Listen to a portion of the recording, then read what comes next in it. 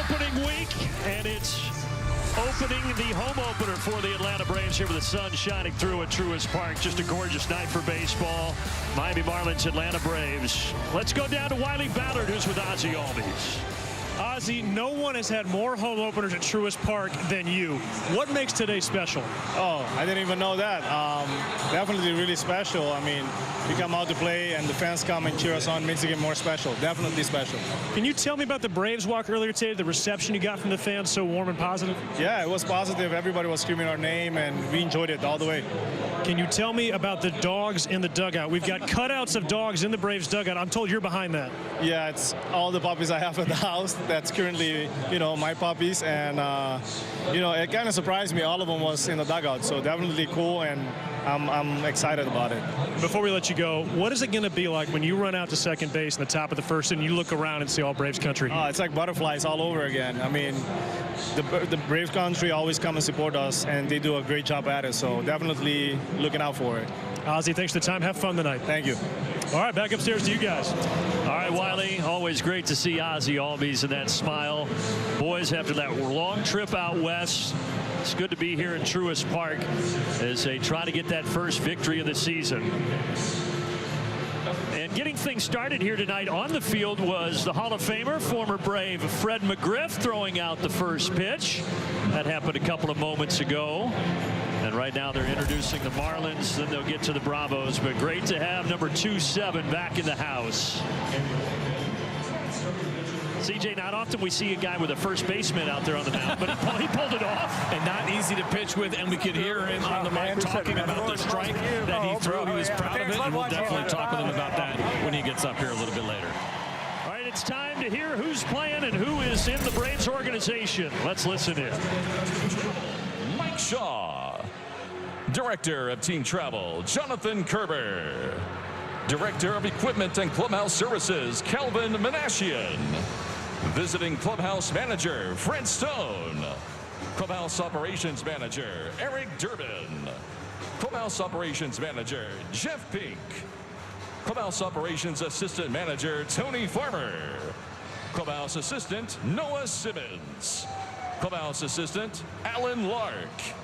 Clubhouse Attendant, Alex LaCroix. Umpire Room Attendant, Caleb Cargill. Video Operations Manager, Rob Smith.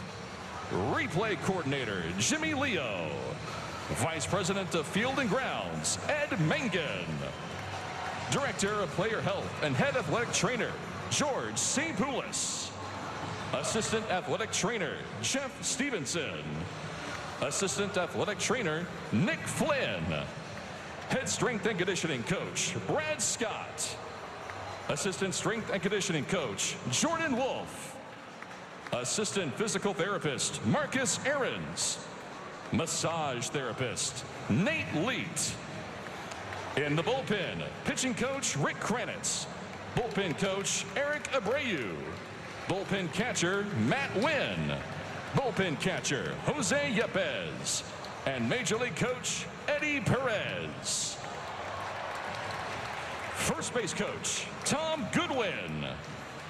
Bench Coach, Walt Weiss. Hitting Coach, Tim Hires. Third Base Coach, Matt Tuiasosopo. Assistant Hitting Coach, Hugh Quattlebaum. Assistant Hitting Coach, Carlos Mendez.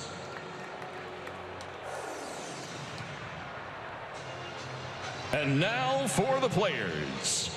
Number 11, Orlando Arcia. Number 17, Stuart Fairchild. Number 26, Rysel Iglesias. Number 32, AJ Smith-Shawver. Number 36, Eli White. Number 38, Pierce Johnson. Number 45, Chadwick Traub.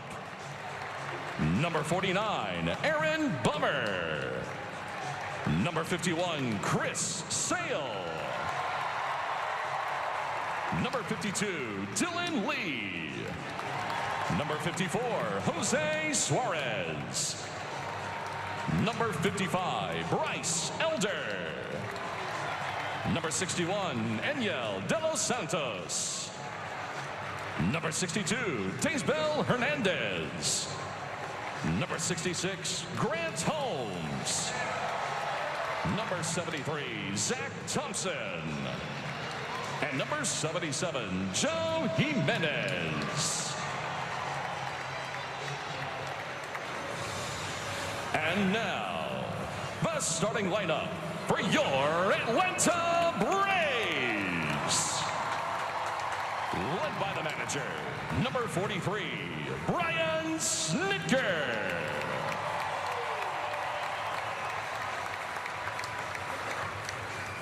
Leading off, playing center field, number 23, Michael Harris II.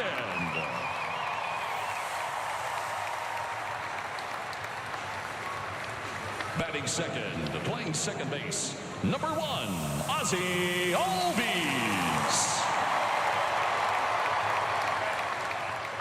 Batting third, the designated hitter, number 20, Marcell Ozuna. Batting fourth, playing first base, number 28, Matt Olson. Batting fifth, playing third base, number 27, Austin Riley. Batting sixth, playing left field, number 14, Brian De La Cruz. In the bullpen, batting seventh and catching, number 30, Drake Baldwin. Batting eighth, playing shortstop, number 2, Nick Allen.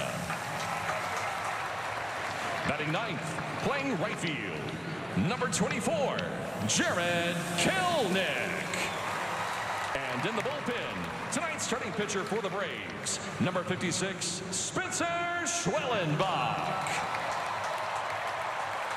Ladies and gentlemen, your 2025 Atlanta Braves.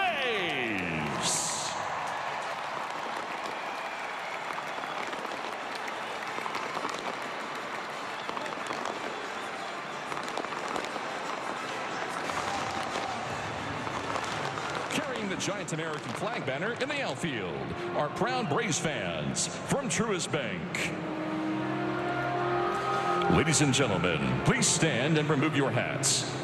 To honor America, join in the singing of our national anthem, performed by members of the Atlanta Symphony Orchestra Chorus. Oh, say, can you see by the dawn's early light what so proudly we hailed at the twilight's last gleaming, whose broad stripes and bright stars through the perilous fight o'er the ramparts we watched were so gallantly streaming, and the rockets' red glare, the bombs bursting in air, gave proof through the night that our flag was still there. Oh, say does that star-spangled banner yet wave o'er the land of the free and the home of the brave.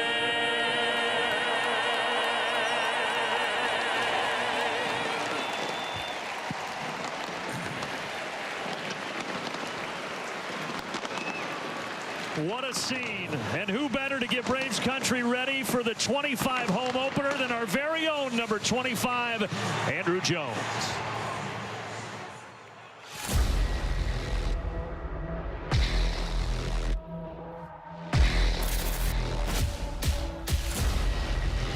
What's up, Braves country? 2-5 here to talk about the 25 season. Let me tell you what I know. Andrew does it again! I know a little something about playing in the A. about big home runs, about Gold Gloves, about Cy Young starters and record breakers. The first lefty to record 200 Ks in a season in franchise history. I know a little something about bursting on the scene, Nothing phases this kid. about shining on the world's biggest stage. Another home run for Andrew Jones. And I know a little something about being overlooked and counted out. Let me tell you what 25 is about.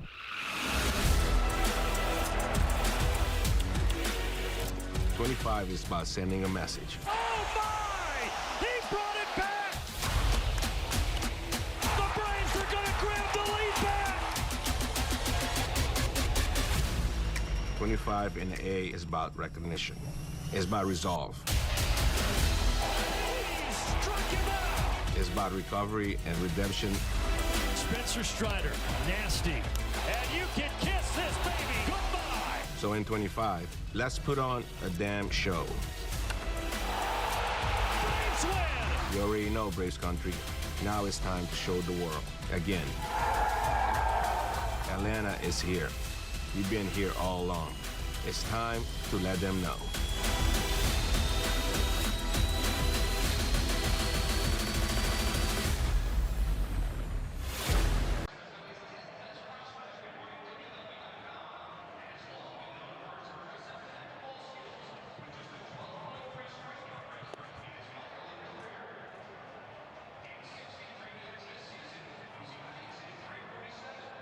Awesome. I mean, they're getting more and more into it. Hank wants to pitch a little bit tonight, and you know what? It keeps me going in this game as a kid. Tough road trip, I know, but you come back here. This place is unbelievable. What does it mean for you to be here at home in front of these fans? No, it's awesome. The reception this afternoon was unbelievable. It's Braves fans at its best, and you know what? There's a lot of energy here. The guys, hopefully, they're going to feed off of it and play Braves baseball. You know, injuries are a part of this game, but what does it mean to have Spencer Schwellenbach, who's pitched so far great as a Brave, but have him going in the home opener? Yeah, he's been awesome. It kind of worked out perfect. I mean, he's had so many big games in his young career, and such an impressive young man. Well, let's get a W. What do you Get a W, Frenchie. I'm ready. All right, back to you, Brandon. Yeah, we're ready up here as well. Thanks, Frenchie. Thanks, Brian Snitker. Boys are ready to go. 82 degrees right now. A gorgeous night in Atlanta here on April 4th, 2025, as we start the home portion of the schedule with the Atlanta Braves hosting the Miami Marlins. Do you think Frenchie will make it up here for first pitch? I don't think so. Probably not. Hopefully he remembers how to get up here. It's been a while since we've had him in the booth, but excited to have him, excited to be here. They're absolutely right. You can feel the energy in this ballpark, despite the fact that this season has gotten off to a slower start than anybody anticipated. But the schedule in front of them right now, first of all, to come back home, but there is real opportunity and starts tonight here for this club to get back on track. Spencer Schwellenbach will get the ball tonight for Atlanta. Second year in the bigs, his first home opener, towing the rubber at Truist Park. A lot of emotions for number 56 tonight. Yeah, think about his journey, right? We didn't even see him in big league camp a year ago, and then he becomes such an important part of the team. He is again this year. So he has his first big league spring training. He gets a start in San Diego. He was terrific, and now he gets a home opener, and getting a home opener is a big deal. There's going to be some times potentially for this guy that he's getting the home opener when it's the first game of the season. He has been that good, and so there's a lot on his shoulders, but nobody is built better for it. He has been such an impressive young man, and again, we look forward to this one here tonight. Look at that scene. Gorgeous. A sight for sore eyes, especially after the tough start out in San Diego, out in Los Angeles. Boys got home around 6 a.m. yesterday, had the day off, but back here in the home whites, ready to rock and roll tonight.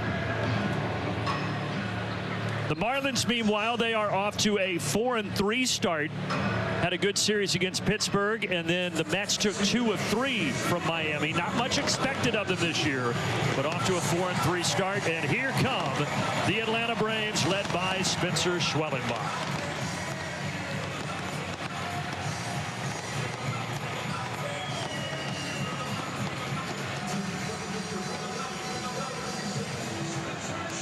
Here's the lineup that Schwellenbach will be facing tonight, presented by your local Toyota dealers. And it's a new manager that rolls out the lineup. Clayton McCullough, first year as a major league skipper, coming over from the Dodgers organization. It'll be Edwards, Stowers, and Conine, the first three for Miami to go against Spencer Schwellenbach. And Schwellenbach, CJ, Saturday against San Diego, 6 scoreless. Unfortunately, the Braves lost that game 1-0, but he was fantastic. Yeah, you see that line right there at the bottom, what he did in his 21 starts last season, and quite honestly, even better than that. He was great down the stretch. He handled the best competition even better, and he's been up for the big moments. You're going to see that 4-seam fastball, slider, cutter, curveball, split, and 2-seamer. It is a legitimate 6-pitch mix that you get here from Spencer Schwellenbach. Let's see the defense behind Spencer Schwellenbach, brought to you by our friends at Racetrack. De La Cruz, Harris, Kelnick left to right. And on the infield, Riley and Olsen at the corners. Nick Allen does get another start at short. And with Sean Murphy still out, Drake Baldwin is the catcher tonight for Spencer Schwellenbach. CJ, what do you have for the Ford Keys? How about for the boys tonight here back at home? Put on a show for the fans. It's been tough watching this team from a distance. Now they get to see them in person. Let's make it count for them. And how about pitching like an ace? I mentioned it. Spencer Schwellenbach is an ace. This would be a great time for him to have a really another strong outing.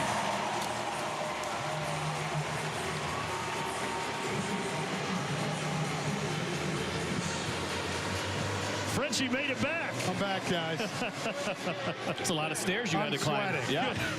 Yeah, it was tough. I was coming here or going to the Truist Club for cocktails, but I've missed you guys. Appreciate your honesty. Yeah, full no disclosure. problem. Yep. No one believes you that you missed us, by the way, just to be clear. I did. Braves have been ready for this moment. Finally at home.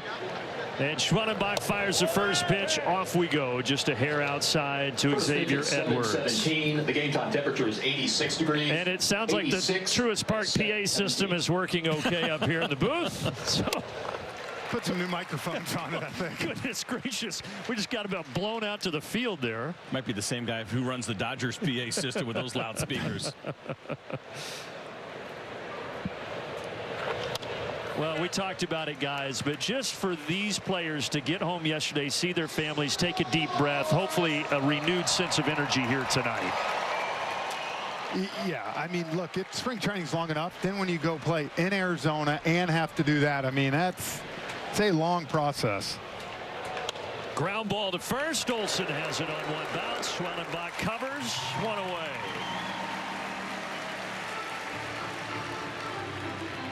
And normally, CJ, you would think, okay, yes, would it be nice to have Chris Sale on the mound? Sure, but you said it. Schwellenbach has been pitching like an ace. You feel so confident when this kid takes the mound. Absolutely, man. We look forward to each of his starts because they have been pretty special. He continues to get better as he goes, unfazed by any moments at all. Nothing overwhelms him. And again, we expect a strong one from him this evening. 6 scoreless against San Diego in his first outing of the year. And he did start one game last year against these Marlins and pitched extremely well. Struck out 10 over 7 innings. So hopefully more of that in store tonight.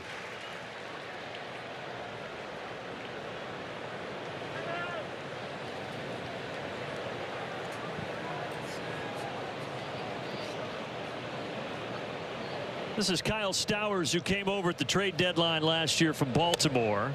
At 98, misses outside 2-1. And we're talking about all the adrenaline and the emotion for a guy like Spencer Schwellenbach, who doesn't show it on the outside. How about Drake Baldwin behind the plate tonight as a rookie getting the home opener? And he's got his family here again tonight, like they were out in San Diego, getting to watch the rookie catch Schwellenbach here this evening.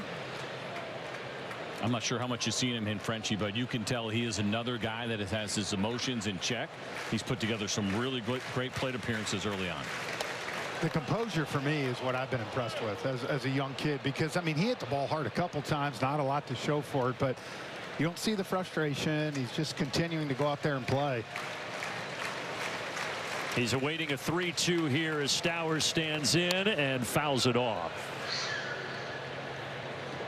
Meanwhile, for the Marlins, it's a lot of young guys, a lot of fresh faces. They sold last year at the deadline. So for fans that are tuning in watching the Marlins for the first time, you will hear a lot of names that maybe you haven't heard at the major league level yet. Swing and a miss. There's the first strikeout for Schwellenbach.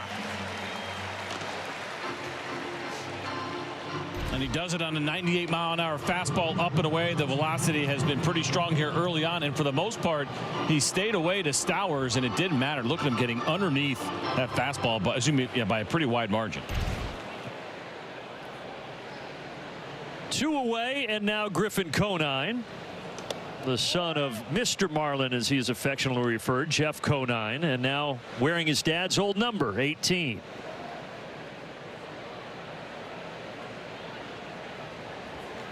You know, when you're facing a young team like this, if Spencer can get ahead tonight, you can really take advantage because you can expand like you saw there outside the zone. Young hitters, packed house. It gets by Schwellenbach, but Allen playing up the middle makes the play. Marlins go in order. Bravos coming up.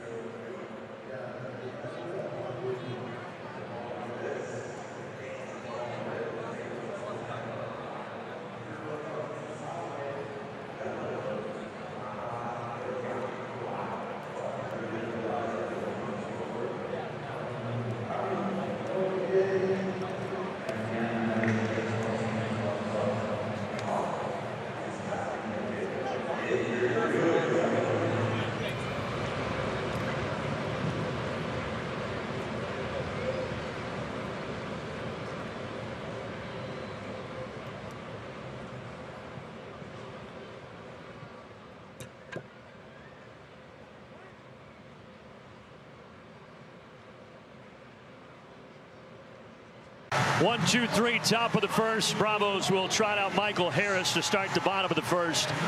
The lineup brought to you by your local Toyota dealers.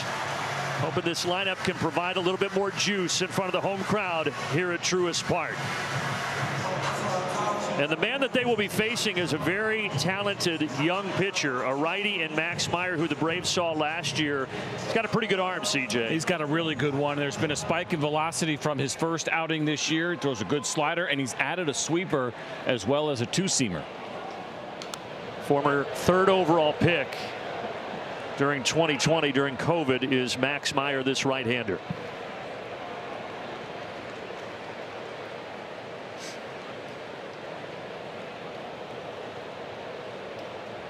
Harris shows bunt, takes it back 1-1. We did see the Braves play a little small ball in that last game in Los Angeles. That was kind of fun to watch, right? We saw it a little bit more at the bottom of the lineup, but the idea of putting some pressure on the defense, and it worked.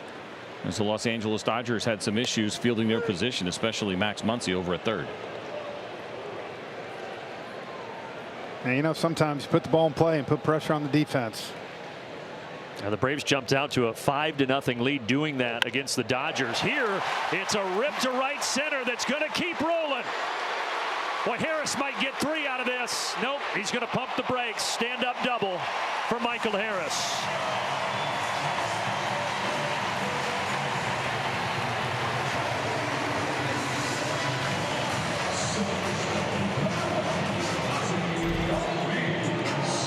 See right here, got just a spinner right over the middle of the plate. Michael did a great job right here staying on top of this, and I think anytime your starter at home gives you an inning like Spencer Schwellenbach just did, come back, put a few early. Really get this crowd into it too. And I tell you what, my first thought was off the bat that was going to be a triple, but as you well know, right, you don't want to take that unnecessary risk to start this game. Never want to make that first or last out over at third base. So Michael Harris playing it smart. Ozzie to right field. Stowers is back. Reaches up and takes it at the wall. Harris will bump up 90 feet to third. Almost, Ozzie. All right, here's the defense. Brought to you by Racetrack. So Stowers with that catch in right, Myers in center, Conine out in left, and a pretty young infield, talented second baseman. Otto Lopez plays really good defense there, and Liam Hicks is the catcher here tonight. And Hicks has never played above Double-A. They were very thin at catcher last year, and they're taking a chance with a young guy this year. Bringing that infield in here with 1 out and Harris at third.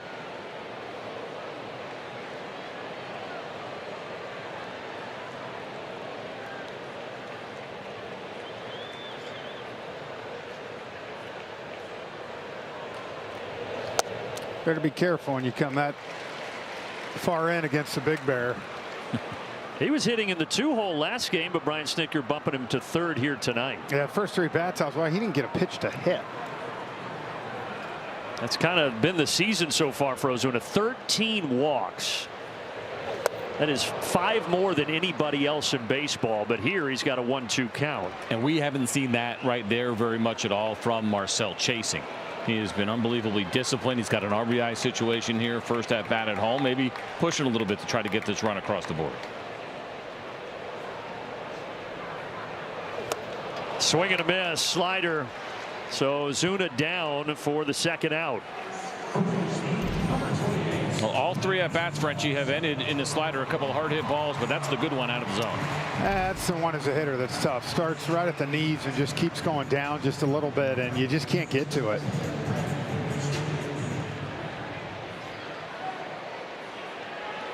So much talk those first 6 games about the struggles with runners in scoring position.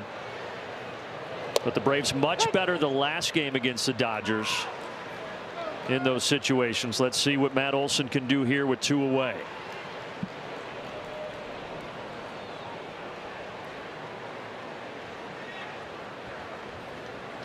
Oh, 1 from Meyer. Slider downstairs. And so even though it goes down as an 0-for, Ozzie had a really good at bat with that runner in scoring position. Right hard line drive to right field. Just a good play. Excuse me, good play by Stowers. I always say when there's a guy in scoring position, sometimes that first pitch is a good one to jump on. Ozuna got 95 right down the middle. That first one to Matt was 88 just spinning. And he got 96 there running inside. Yeah, that's what I'm saying. He's trying to get ahead, right, to go after you in that, and especially in Marcell's case. And all you're looking for is something to get to the outfield.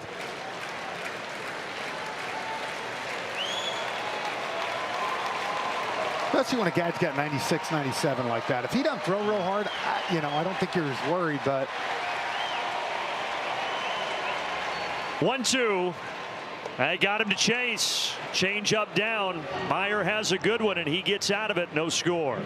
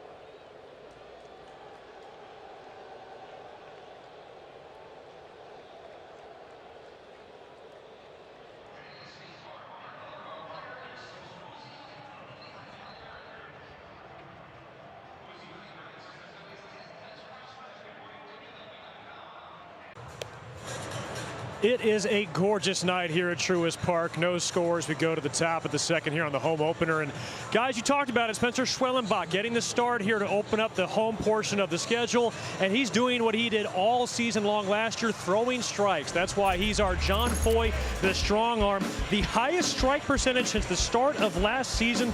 Nobody in the National League has thrown more strikes than Spencer Schwellenbach, and I had a chance to catch up with Brian Snitker before the game. Asking, does he see anything different in Spencer this year? Obviously, he had a terrific rookie season. And he said the thing that jumped out to him the most was he was more confident, and he continues to grow into this role and has a chance to be a starter from year end or from start to finish this year. And again, Frenchie, 69% as a hitter, you got to be ready. Yeah, 100%. You're throwing that kind of strikes, good things happen. Good to know we're in mid-season form. And not just strikes, right? I mean, the other thing about it is strikes could also include, right, you're swinging at pitches outside of the strike zone, but the in-zone rate for him, 54% last year. League average is just a tick under 50, right? So it's not just that he's getting chased, which he does a great job of getting chased, but he also gets out inside the strike zone.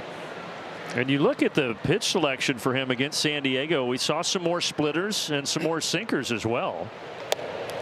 And again, I think that's a great thing. That you start mixing all that in, and we talked about it. I felt like Strider really took that next step when he started throwing more sliders, more changeups, and I just think that fastball, he's got great fastball command, Spencer. It becomes even better for him and tougher for the hitters when you're throwing that off-speed stuff early. Just as a hitter, when you're up there and knowing you could get any of those 3 pitches at any time, and you throwing that strike percentage. Now, he's really tough to prep against because you never know. Like BG said, it was one thing that we saw in that last start. It can change start to start as you take a look at that pitch arsenal from last season. Throw the 2-seamer in there as well. Not nearly the usage, but at 7%. Well, he's rocking and rolling right now. 5 up, 5 down.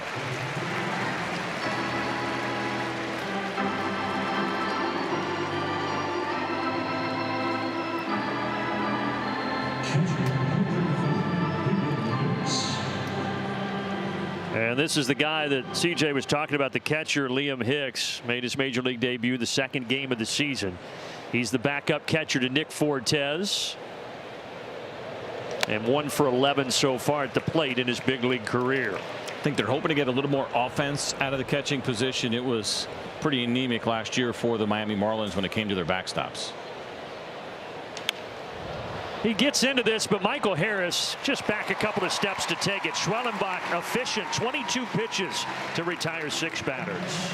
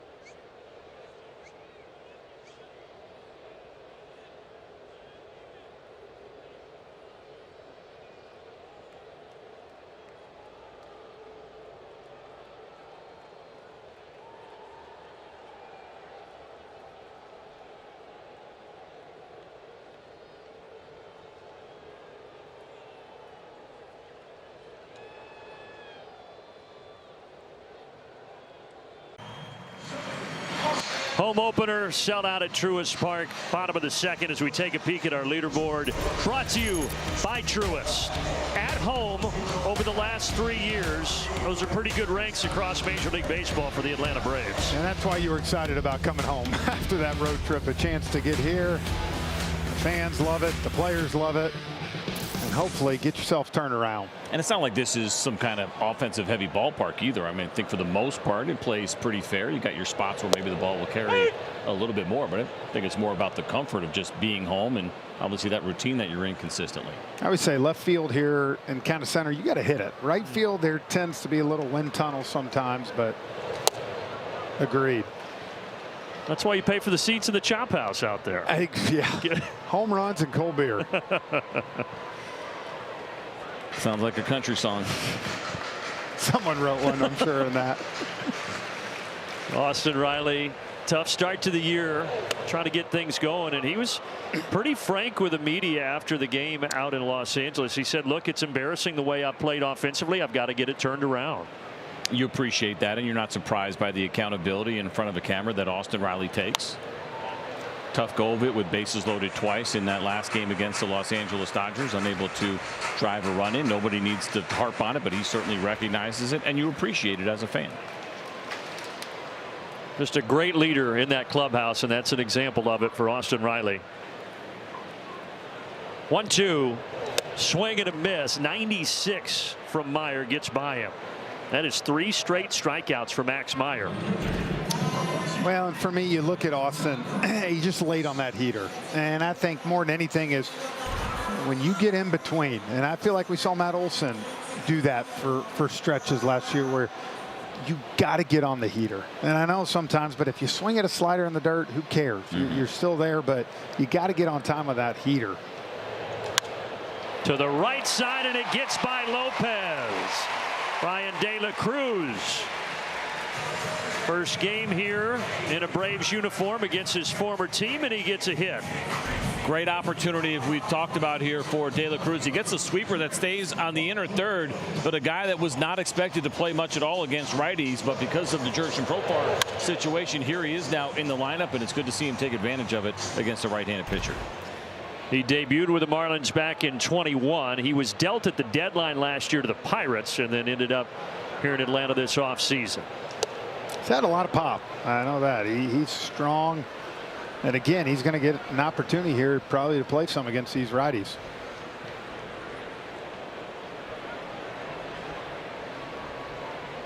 Well, first time for Drake Baldwin here at Truist Park to be the starting catcher and step in that batter's box. Drake doesn't swing at that. Corner, it's not for him. He knows. He sees that as a ball. His eye has been unbelievable. Ignore that. I mean, I see the batting average and the OPS. It seems crazy, but the quality of these at-bats have been off the charts for a rookie.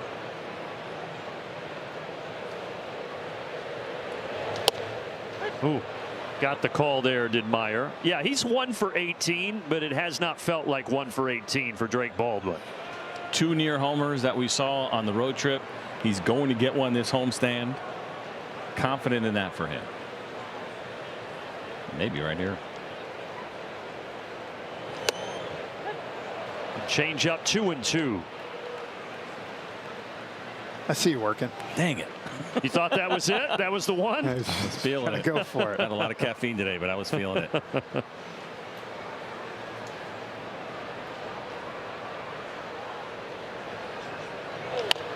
Just going back with real quick, and just because I don't want to harp on it, but with Riley and Olson, when they're at their best, they are on time on the heater. And when that off-speed pitch is thrown, they're adjusting because they're phenomenal hitters. And then they get that base hit off that. They're not getting it the other way where you're sitting on all that stuff.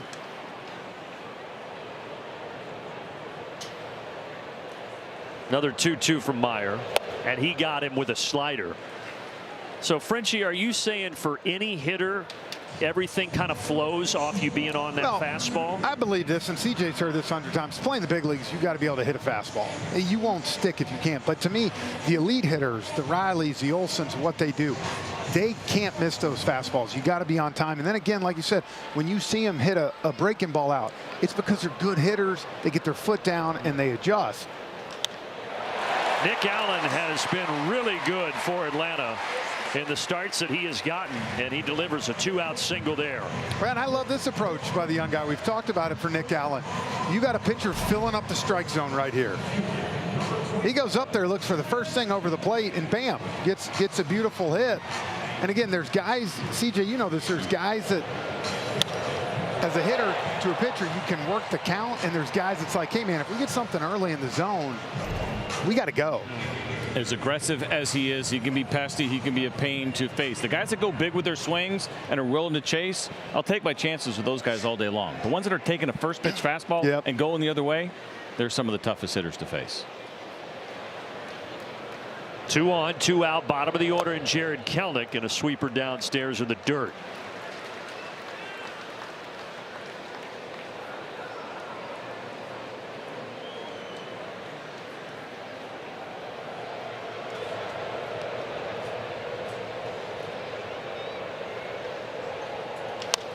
Grounder to the right side. Lopez, very good second baseman, makes a routine play. Braves strand 2. We're still scoreless after 2.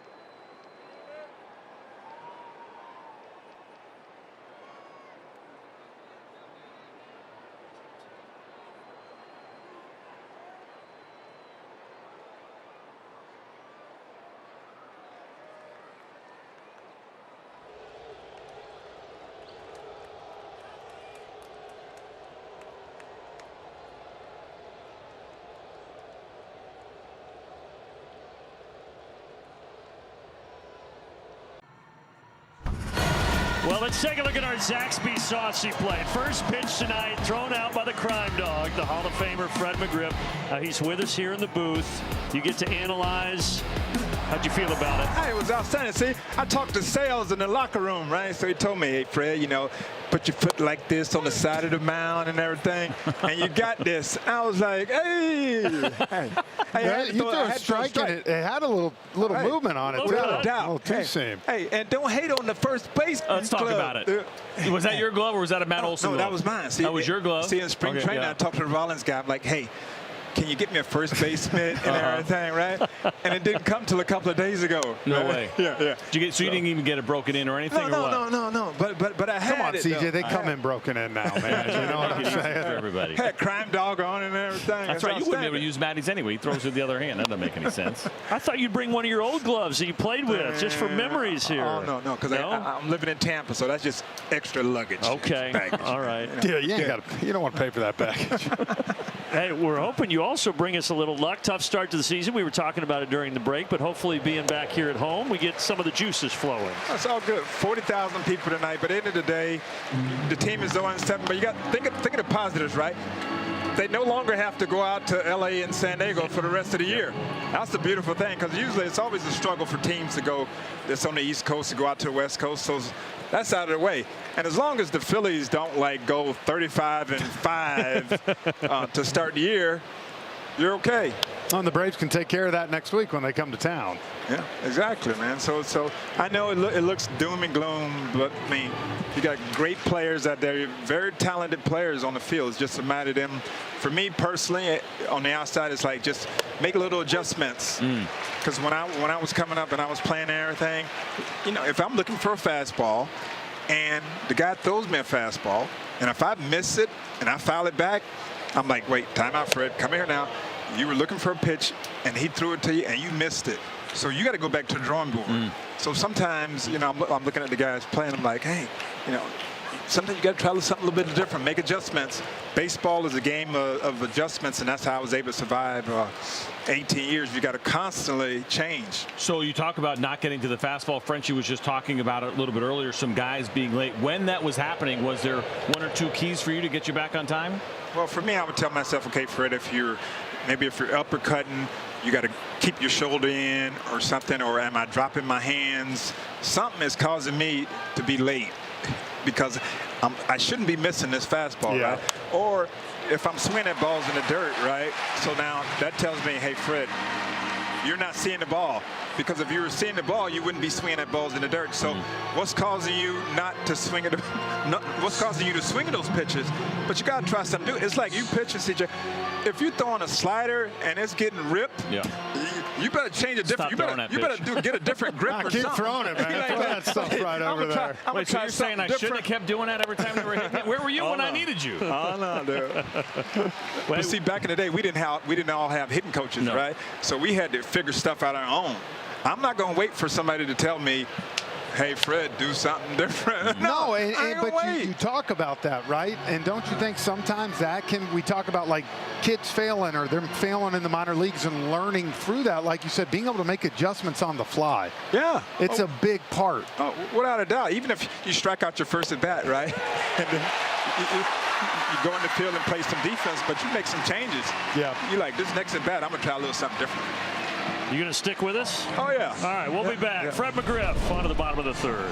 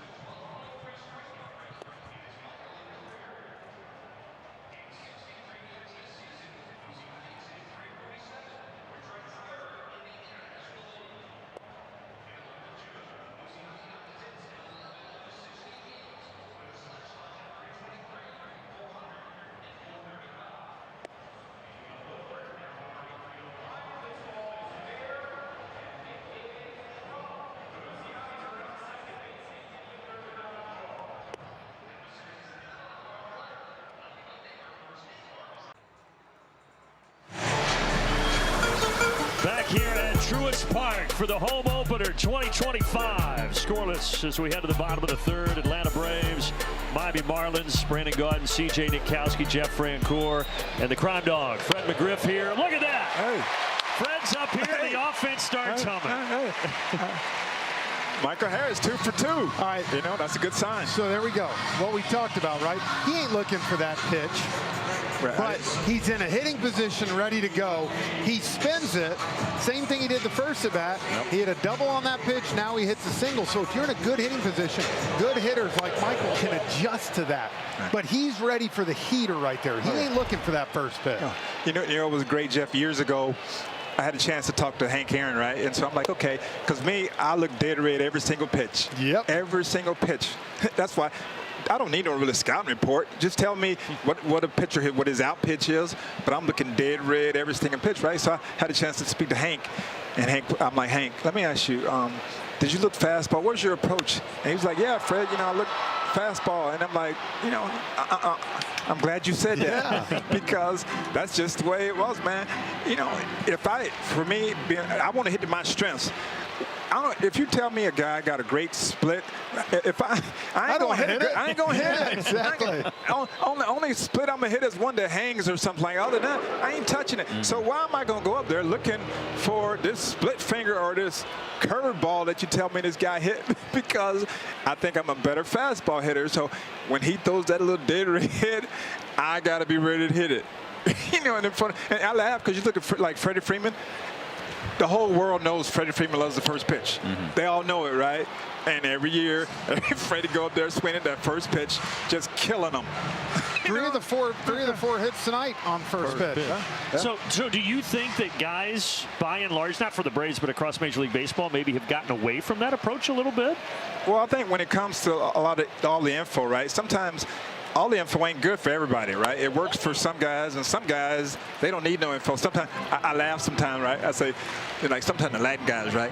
The Latin guys say no comprende. I don't understand. Smart. I'm just going to swing and look for this stinking ball because I get you telling me that he throws a slider 28% of the time and that curve 35. I understand all that, but I got to hit my strength, just like as a pitcher, okay? So keep going, keep going. Yep, that gets down. Oh, Harris going for third. Yes, they'll be at the corners.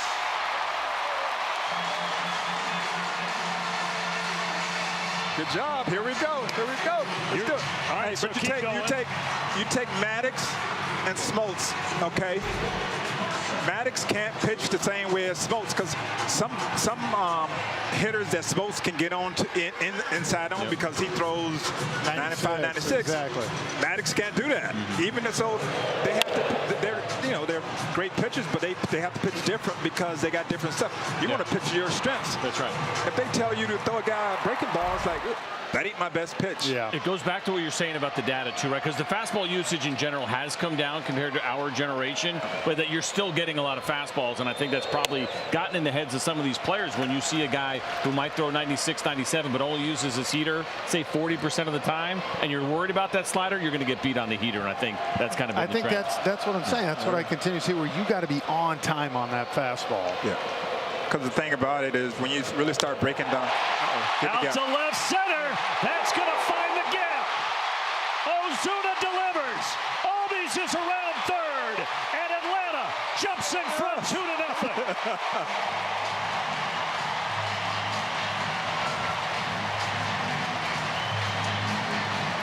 Well, guys, who else to get the party started but the Big Bear at home? Because when you really start breaking down hitting, Jeff, right? Oh, look at that. Look, breaking ball. That's what I'm saying, but he's looking for fastball. He hung it, and he's a great hitter. And that's how you hit. You look for a hard stuff. So I'm looking for something coming 90 miles an hour every pitch, right? So then when they throw something 70 or 80, I keep my hands back, and I still take a swing at it, and I hit it, right? And then sometimes, right, the catcher, he'll see you swing at that breaking ball, and it's like, oh, man, Fred must be looking for breaking ball. The way he swung at it, I was looking fastball the whole time. What do they do the next pitch? They throw you a stinking fastball right there, dude. And then that's why you're in the Hall of Fame. And you get them, dude. You let them know the rest. Yeah. One bounce to Lopez at second. It will move Ozuna to third with one out. So I got to ask you, how's life been different as a Hall of Famer? It's a beautiful thing. You're darn right. My signature is a little bit more. That's right. A lot of demands on your time, I imagine. Yeah, oh, it's awesome. It's been awesome. And having the chance to go up to Cooperstown, great experience. And this year going to be crazy with Ichiro going in there. I mean, it's going to be. Yep. It's going to be a mob. That's going to be fun. Yeah, it's going to be awesome. Yeah, because now you go back every year, right? Right. Yeah. Billy Wagner. You remember at bats against Billy Wagner? Oh yeah, Billy was tough, man. Throwing some gas. You got to be looking heat against him. That's a perfect example. If you're looking slider against him, you're an idiot. Hey, you get him early, right? Yeah, 100%. Yeah, because you face like somebody like Pedro Martinez, right? You sitting over in the dugout and you're like, man, he has a good changeup, right? So I can't let him get me in that situation where he gonna throw me a changeup because then I'm gonna be out. Yep. So the minute the minute I see that straight one, you swing. Well, the great pitchers always could go 8 innings because guys were looking early to do damage. Oh, yeah. So they would get some quick outs. See if Austin Riley can get on track here. Yep. Oh, beautiful thing. RBI single to right field, 3-0.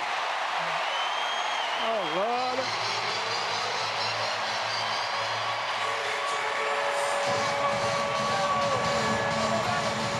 So as much as we're sitting here talking about the fastball, if these guys hear this, every hit this inning has been on a slider or a sweeper. But to your point, being aggressive, ready for it, and adjusting accordingly, and not trying to do too much. Well, right? if you're sitting on that pitch, oppo, he goes oppo. If you sit on that pitch, you might roll over it right there. You know, and I think that's the thing.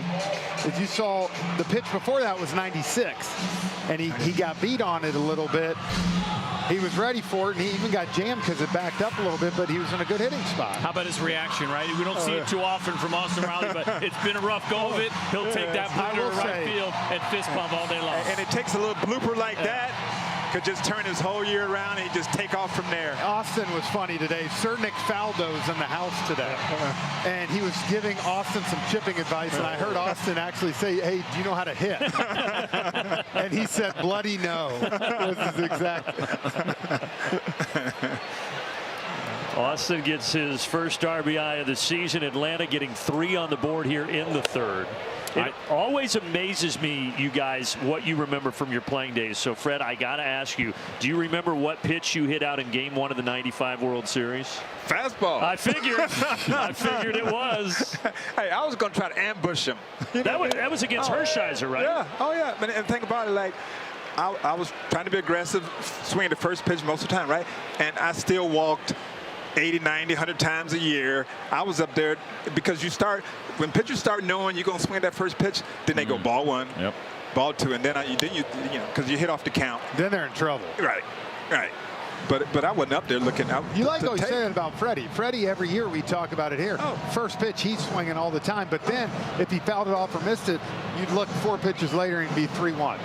You know? Yeah. 3-2. And I love it because to me, I see guys, they take a lot of pitches, and then if you think you're going to make a living hitting the whole 0-2 and 1-2 all the time, you forget it, dude. Pitchers are too good for you to be always in the hole, taking a loose strike. Like, okay, you keep taking pitches all you want, you're going to be on the golf course with me.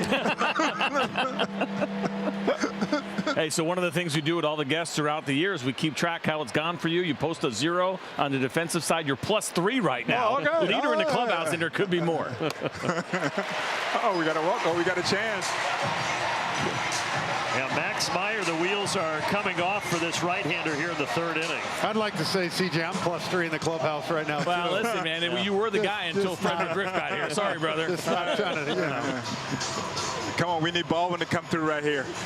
This will be a great moment for him. Yeah, chop house right here. Welcome to the big leagues. Come on. Yeah, talking to him on the West Coast, he said it's cool, but he was so excited to get back here to Truist Park in front of the home fans. It's outstanding. And the ball usually flies out of here. You know. Tell us about being a rookie, and the thing that we keep talking about with this kid is he's got excellent feel of the strike zone. He hasn't chased very much. What do you remember maybe about your rookie year, the idea of those emotions, trying to get comfortable against big league pitching? Well, when I was with the Blue Jays, they took care of me. I started out just DHing, and so I just played against right-handed pitchers. So they broke me in, and then I would play against lefties here and there. But it was good stuff. So and I was hitting the 7th and everything. So I had George Bell and Lloyd Mosley, Jesse Barfield all in front of me. Those are big boys. And so I could relax, just go out there and play and learn the game, man. So I learned from some good veteran players who taught me how to play the game. You almost spoke Drake Baldwin's first homer into existence there. That's the 3rd time this year he's hit it out to the warning track with nothing to show for it. Sharp grounder to 3rd, and that will end it. But Fred McGriff, come back anytime. Thanks, my friend. Appreciate it, Brandon. The great +3. Fred McGriff. Thank you, Freddie. Jeff, Appreciate you, buddy. Yep.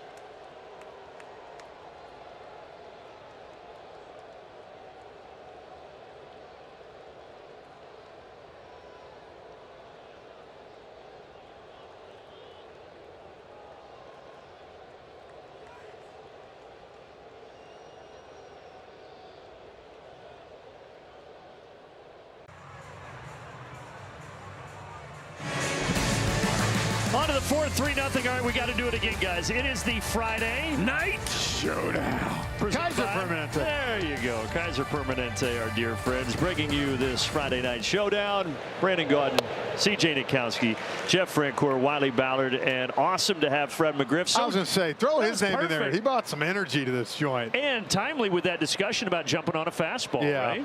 Anytime you get a chance to talk to a Hall of Famer about hitting, you're always going to learn a little something. That is for sure. And I love how you asked him about the World Series and he dropped right at fastball. I knew he knew. I couldn't remember. I knew it was off of Hershiser. Of course, that Braves' first title back in '95 at old Atlanta Fulton County. What was that, 88? I don't mean the year, I mean the fastball. The fastball. I think Hershiser was pumping it up in there in the 90s. No? Think he hit 91 that night? Listen, we're not going to be nice to Oral. We love him. I had him as a pitching coach in Texas, but we just saw him calling those Dodger games. We didn't enjoy that series, so he can wear it a little bit. Yeah, he was 87. Top of the order, Schwellenbach, 9 up, 9 down the first time through against these Marlins. He has been razor sharp. And you love what he's still doing. Just you get that lead like that, just keep on the attack, man. Young lineup like we talked about. 1-2 to Edwards. Struck him out. Nasty slider coming inside. So 4 strikeouts now on the night. The last 3 all on the slider here from Spencer Schwellenbach. What we saw from him last year, despite the fact that it's a deep repertoire, that is the finishing pitch, that really good slider. Well, and when you're getting the fastball in like that, and all of a sudden you go off that same spot 10 miles per hour less, good downward movement. You know, it's only a second start, but hitters 0 for 17 against him with 2 strikes this year. That's a big one. As a young away. pitcher, knowing how to finish off hitters. It's one thing to have the ability to get ahead, but can you finish them? Kremdog still looks like he can play too. I know. Man. Unbelievable. I love it. You know he'd crush in a celebrity softball game for sure. Oh.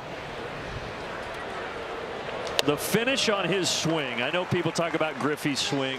The finish on his swing is my all-time favorite. Yeah, it's tough to beat, man. When he gave that twirl, you knew it was gone.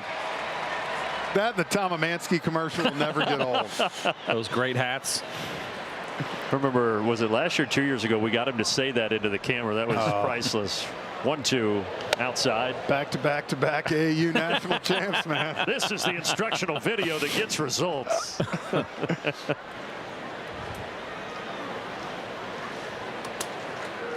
Down goes Stowers. 5 Ks for Schwellenbach. Both times that he has struck him out, it's been on the fastball. 98 in his first at bat, and here's 97 at the top. Just top of the zone, and it's a great job. You get a young hitter like that, CJ, you know, don't change, don't give him. You make him make the adjustment there, and nice strikeout. Conine now, 98 painted on the outside corner.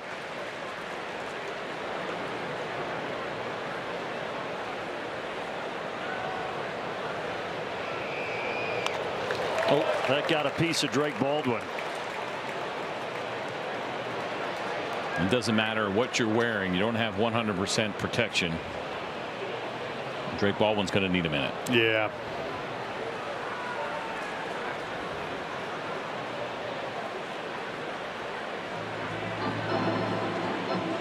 I guess our crew is not going to replay it, but I think we had a family jewel situation I was going gonna say, on definitely there. got a piece of him. Get as much time as you need, Drake. Home plate umpire Ryan Blakeney knows. He gets it. He took a lap around. It's going to sound like Wiley in his post-game interview. 0-2. They'll check down, but he did not go, says Trip Gibson. Home plate umpire Ryan Blakeney looked like he made it to the hotel gym today. He's busting out of that extra medium top back there. It's all in the Jim Wolf program. Yeah, he didn't want to get shown up anymore. Who was the guy, Ed Hockley, in the NFL? Oh, yeah, that's what I'm saying. You got Jim Wolf here. I mean, tight. Yep, old Hammer Hockley. 2-2 with 2 away. Got him. Struck out the side. Sweep the leg. Woo. 6 Ks for Schwellenbach. It started with Edwards. Good morning. Kyle Stowers, good afternoon. Griffin Conine, good night.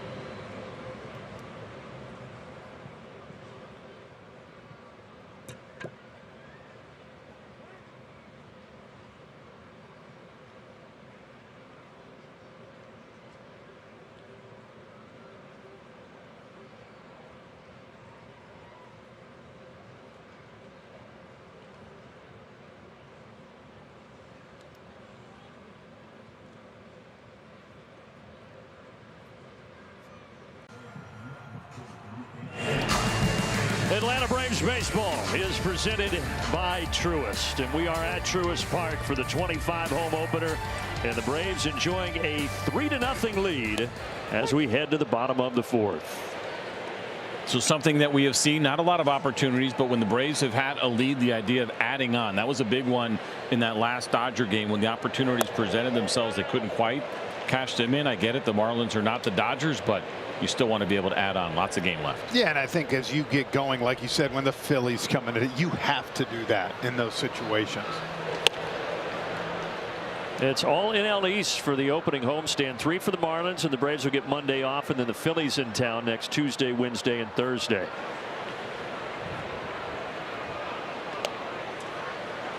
And there's so much talk about 0-7, 0-7.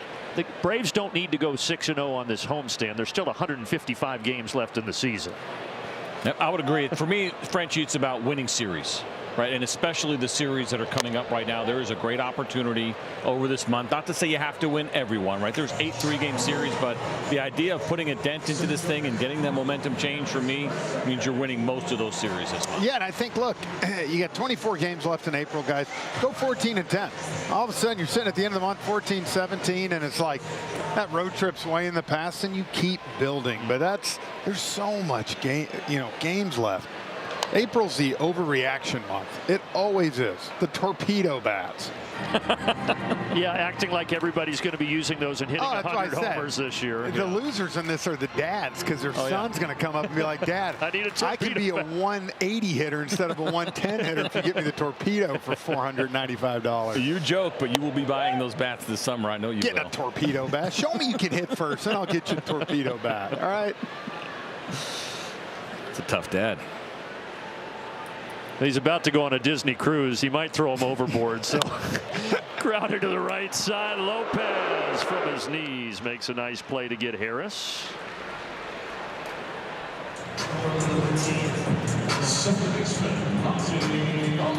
But Michael's seeing the ball well. Double in the first, single in the third, and Lopez takes one from him here in the fourth.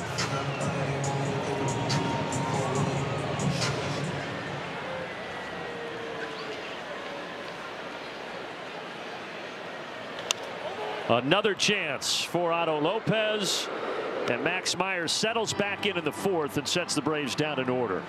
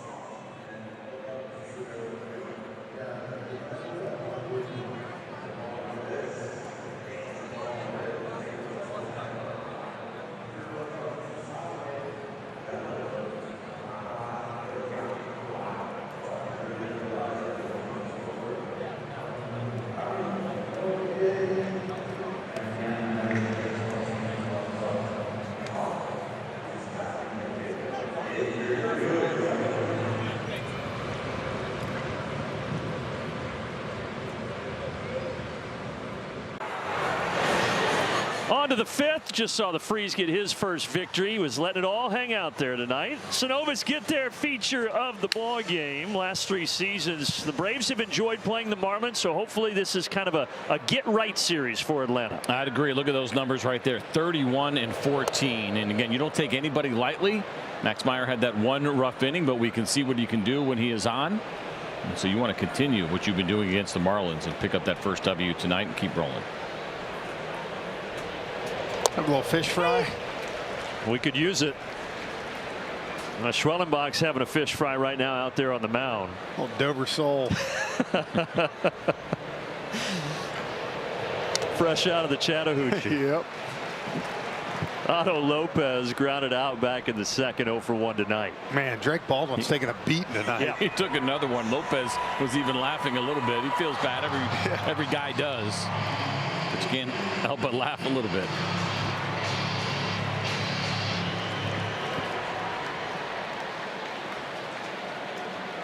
Six strikeouts for Schwellenbach. He struck out the side in the 4th. Riley fires across. 1 away.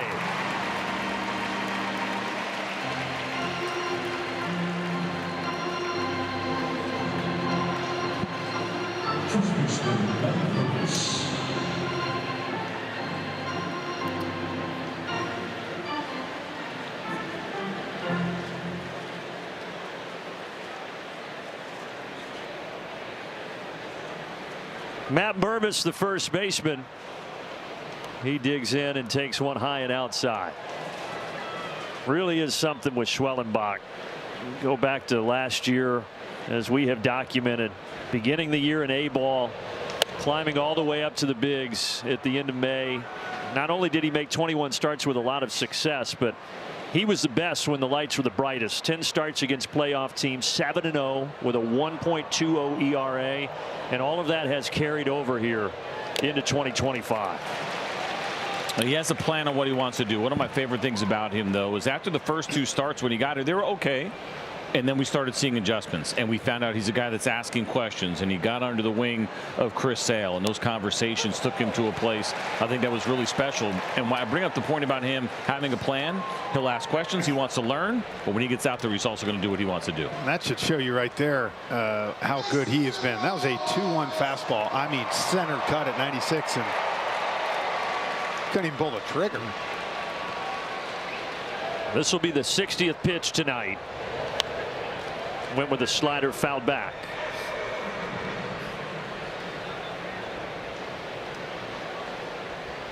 Well, there's the run over his last 16 after those first 6, and I mentioned just the first 2, but how about that? 1 and 4 with an ERA over 5.5.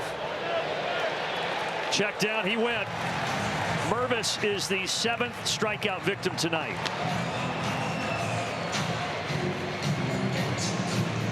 Another slider here, Frenchie, and a good one. That back foot to a left-handed hitter. He tried to hold up, but he could not. Again, when you're preparing for 97, that's the thing. He's pitching ahead all night right now, and when you're doing that. Hey, by the way, have you seen the technology now that they have where you can actually go to replay for check swings? They're using it in the minor leagues, and I think it was the first one was yesterday, and so you can challenge a check swing. So if they say you went, you can challenge it, and they can backtrack, and it will put up on a screen. They put on what they believe is the line that you can't cross, and the kid actually got it reversed. Do you think I've seen that? That's why I asked. I asked gently. I knew the answer. I was going to say, I think you did. Well, the perfect game is no more. That is the first base runner for the Marlins. A single by Liam Hicks to left field with 2 outs in the 5th. But I do want to see this now, what you're talking about. The thing I don't like about it, quite honestly, I think the line that they have that they say whether or not you swung is like 45 degrees off home plate. It looks way too far. Yeah. You need to bring that back behind home plate as far as I'm concerned. Of course you do. I asked a couple of the guys in spring training about it as we were working with the ABS system, and they said as long as the decision is as quick as that ABS system is, so 10 to 15 seconds, and it doesn't slow the game down, they were all for the check swing thing. Yeah, I think there's a small adjustment. I do think it's a little bit too far out, but it would be nice to have. You know how many times that you didn't swing, you get called, and sometimes you get away with it as well. And if there's a way to get it right with technology, quick. and it's got to quick, be quick. I'm in. Yep.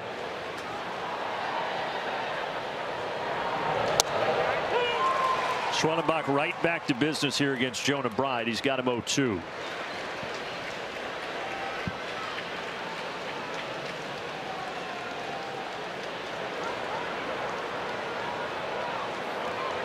Got him. He went. You don't need any system to tell you that he went around. Schwellenbach may have lost a perfect game, but he is still in a zone. 8 Ks through 5.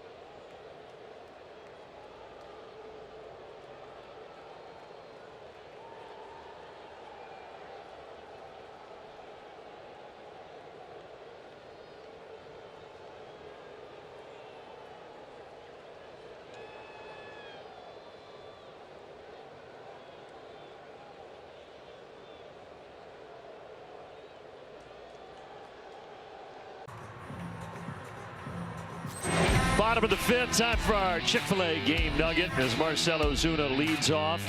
Last season against the Marlins, well, he hit everybody well last year, but he hit the Marlins exceptionally well. Good numbers right there, Frenchie. You go over 1,000 with your OPS, and we know that for Marcell, what a difference it made a couple of years ago. That trip to Miami, his favorite team to hit against. Why not? Yeah, the Big Bear got hot in South Beach and hadn't stopped for 2 years now. And he had the 2 RBI double in the 3rd that opened the scoring tonight for Atlanta. By the way, I heard a rumor that there's a special bear in the house tonight. Snip Bear's back. Yeah, he didn't make the trip out west, but he's got his honey stinger, his gum. He's ready to go. Now, someone should be canned for that. Yeah, that'll be the last road trip he misses. Yeah. That's true. The difference out west was there was no Snip Bear, so he'll be on the next road trip. I mean, who does he think he is not going on the road? Frenchie? Yeah. Frenchie's making 1 road trip this year. 1 too many. Ooh. Slider from Meyer inside corner. 1 away. This is one of those backup sliders right here. It's so tough to pull the trigger on that pitch on the inner half. Especially if you do it like unintentionally. That's right? what you I'm see saying. The spin, it doesn't look right. And you'll get some pitchers that'll try to do that on purpose, and it never goes right. You can't try to do it on purpose.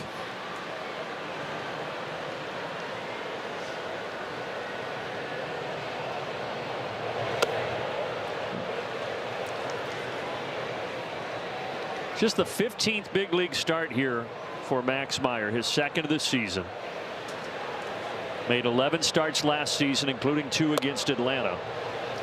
But a guy, as we mentioned earlier, that was the number 3 overall pick back in 2020 by the Marlins, and they have high hopes for him. He did miss a couple of years ago with Tommy John surgery, long recovery, but they feel like they've got him back, and he has no innings restrictions this year. Backhanded by Mervis, and Meyer covers. And similar to Spencer Schwellenbach, 2-way player in college.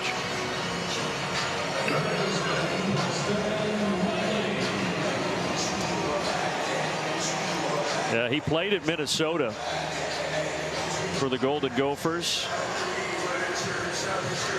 Began as a closer there, and as you said, a 2-way player, turned into a starter, and now a starter at the big league level.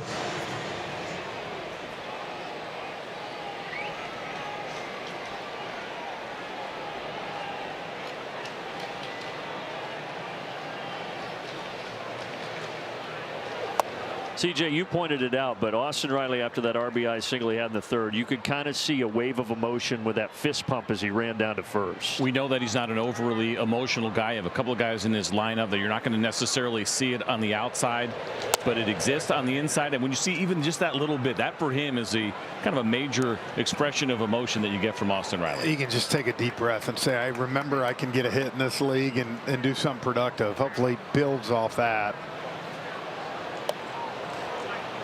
Well, all that frustration we talked about that he displayed after the game in Los Angeles the other night. Just good to see him get a hit, drive in a run.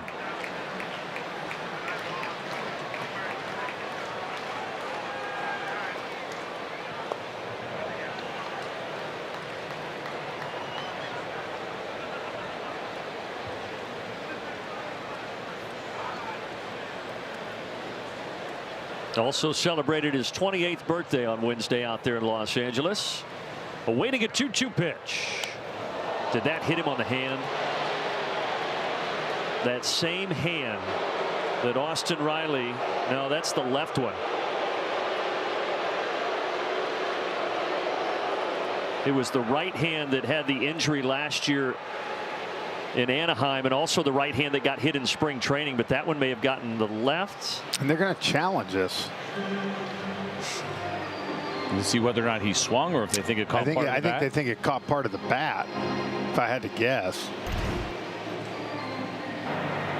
Miami's challenging the call of hit by pitch on the field. That looked like all hand to me. What do you think?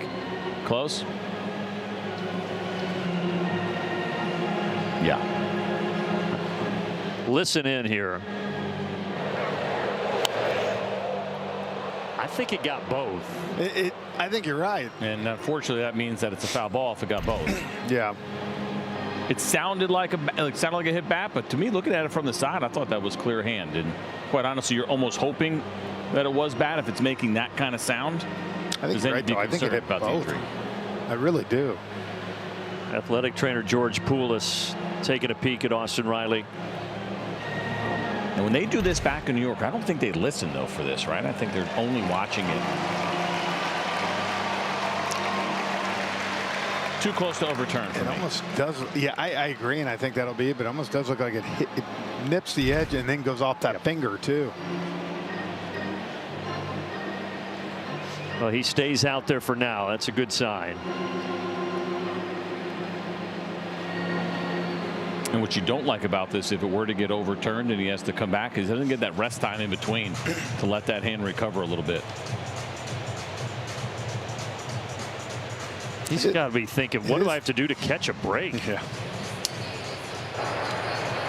After review, the call on the field stands. The batter was hit by pitch. Miami will lose their challenge. Okay, so it stands. Not enough evidence, as we talked about, and he's down at first base. That's a tough one to lose your challenge on, too, here in the 5th inning.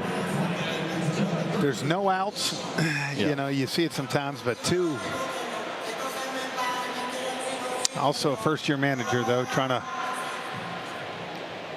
stick up for his players, guys pitching. Yeah, Clayton McCullough was in the Dodgers organization the last decade, but this is the first time he's been a big league skipper. Diving stop by Edwards. But he has nothing to do with it. Sticks it in his pocket. 2 on with 2 out. That'll go as a single for De La Cruz. How about that? He has been on base all 3 times here tonight against the righty, getting again this opportunity and taking advantage of it. And to what you were talking about earlier, jumping on a first pitch, even though it was a ground ball, was hit hard. It's aggressive from De La Cruz. Second first pitch hit we've seen for him. He got a spinner. Remember, he shot the other way, and then that one he got the head out on a fastball. Another opportunity for Drake Baldwin. Hit it out to the warning track in left center back in the 3rd inning. You know, they're playing him shallow in center field and right field. That's what I was just saying, trying to get a little bit of a feel for what's going on there in right field. Now he does and has shown opposite field pop, but there's no reason to believe that, especially if he gets something off speed coming in, that he can't pull it for some depth.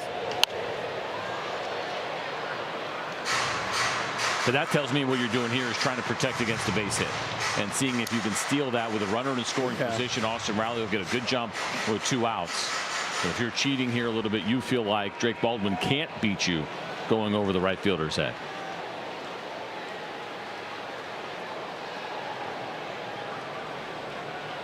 Meyer 1-1. Bouncing into the catcher Hicks.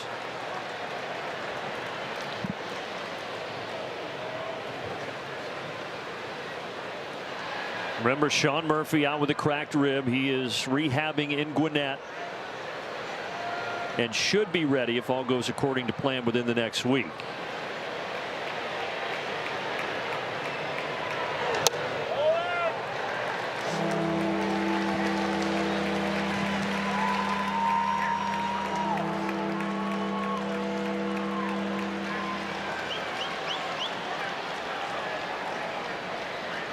The 26-year-old righty deals to the 24-year-old catcher, and he misses outside. Baldwin will take his base, and they're loaded.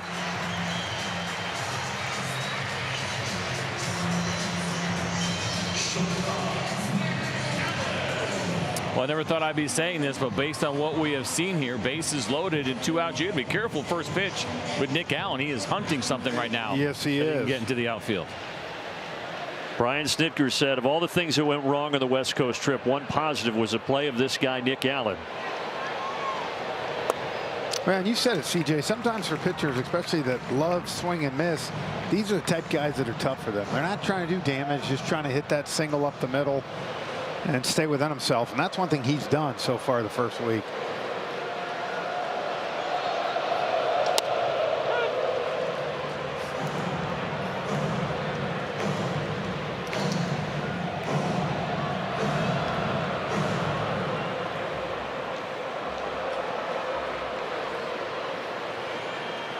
One to Nick Allen. Grounder foul. Riley had to dance out of the way. A ball, 2 strikes.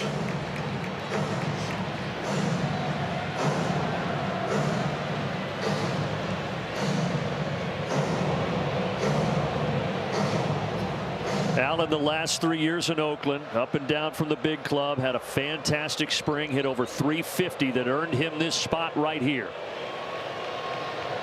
Swing and a miss. Slider gets him. Braves leave him loaded, but they still lead 3-0 after 5.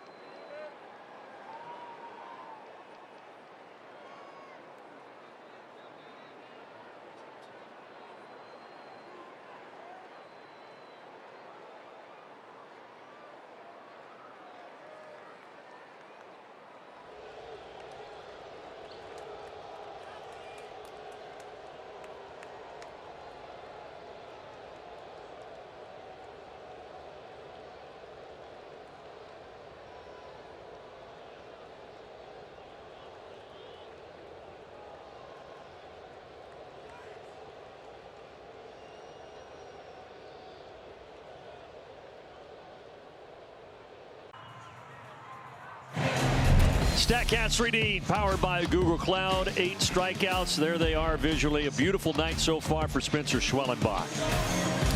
And doing it by getting ahead, CJ, with that fastball and finishing, as we've seen a lot with that slider. That slider is filthy. The thing we haven't seen a ton of here so far tonight has been that split, and it'll be interesting. He's gotten this far into this lineup, perhaps when he turns it over the 3rd time, if he feels it's necessary, that we'd see a few more of those split fingers. Well, that's the thing. He's been so dominant with it. This will be easy. Harris in, 1 away. And that was a splitter there, finally on the 69th pitch. You're so happy. I guess that means the next one's number 70 with Dane Myers coming to the plate here.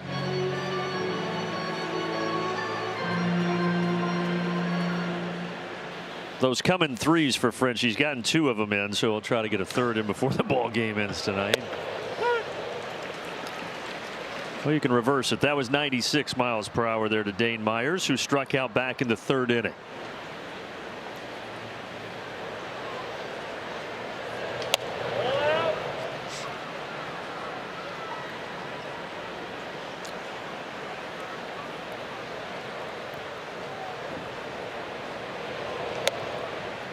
The only blemish tonight against Schwellenbach was that 2-out single last inning by the catcher Liam Hicks. He has gotten everybody else out to this point.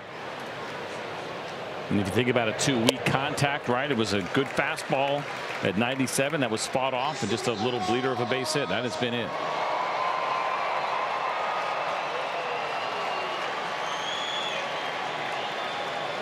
Myers struck out swinging in the 3rd. 2-2. Puts it in the air and into the seats down the right field line. That's saying he's really not even, he's going on over 11 innings now and hasn't even had a runner in scoring position yet in his 2 starts. It's the way we like it. Yeah, not right? pitching with your back against the wall at all. Pretty routine for Allen. Well, Schwellenbach threw 6 scoreless against San Diego, and start number 2, he is an out away from 6 scoreless here against Miami. Pretty impressive. Here's a quick message from Delta. From Braves country to the world. Delta, official airline of the Atlanta Braves.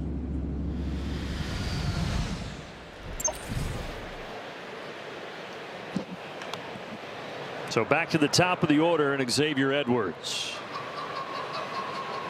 So as good as he was against San Diego, and that is a really good lineup, even better tonight here as we take a look at this pitch count through 5 2/3, 76 pitches. It took him 90 pitches to get through the 6 innings against the Padres. Just so efficient. 77 pitches through 6 innings of shutout 1-hit baseball. This kid is good.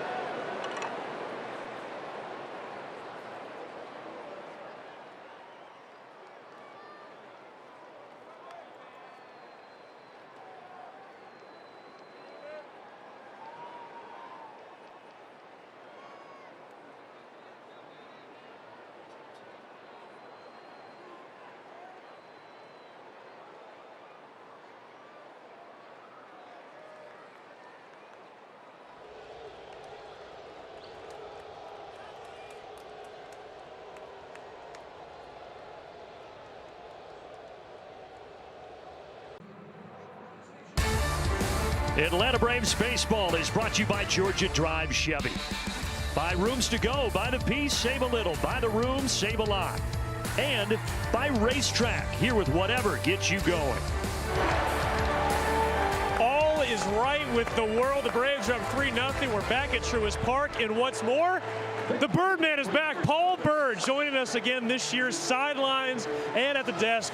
Bertie, how good does it feel to be back in the fold here in Braves television? I said this walking in, and I mean this, Braves country. Thank you for the thoughts and prayers to my wife. She told me to go back to work. I am the happiest person at the park right now. It's just been unbelievable. What are you most looking forward to this year? Just until you step away from this, you don't realize how great it is and how close you are to people like the ushers not just guys on the team, but people that you see when you come in every single day who share the passion of Braves country. So it's like a family. You know this when you go to the West Coast. People come down from Alaska and they tell stories about sitting on the couch with their grandpa or their grandma and learning to become a Braves fan. It gets in your blood. You can't get that out. That's what I've missed. The people at this park. Yes, I do want to win tonight. Don't get me wrong, but more important, this culture is incredible. For the record, I met a couple who was here from Alaska tonight. But before we let you go, Spencer Schwellenbach, what have you seen from him? He's an ace. Yeah, he's an ace. I mean, I know he played shortstop and he can hit and he's a great athlete, but my gosh, he looks like a seasoned pitcher in his prime, 31 years old. I got no problem putting that kind of pressure on him because I think him throwing 6-7 pitches where he wants. They're very, very good. He's got the makeup. Scary future. Well, Bertie, thanks so much for the time. I think I speak for all of us with Braves Television. You are a key ingredient to what we do. You welcomed me with open arms years ago, and I'll never forget it. So, Bertie, can't wait to have you back. Hey, you're killing it. Thanks for letting me pinch hit for you this time. A couple times this year. Brandon, shout out to you for this polo you gave me. I feel like $1 million. I can't wait to get back on camera. Sounds good to me. Paul Byrd is back. Let's go back to the booth. It is so good to see Paul Byrd at Puts a smile on my face every time I see him. Yeah, just full of energy, full of life, such a good guy. And thrilled that he is back as part of our team this year in 2025. Wiley's looking sharp tonight, too, in that suit. He could pull the knot on the tie yeah, a little bit. You got to give it to him a little bit, all right? Still young, he's learning. He is doing a fantastic job. Get him a Windsor knot next time. I do want, my goal this year is to get Bertie racing the freeze at one home game. That's all I want to see. We already saw it. He pulled every but muscle on his body. We got to run it back when he's healthy. I think he's healthy. He's trim. Well, he's got the briefcase. Look at that. He doesn't even know where he's going. He has no idea. He's walking around the chop house just high-fiving people. That's why I love him. Michael Harris had a good night, a single and a double. Ball and 2 strikes here.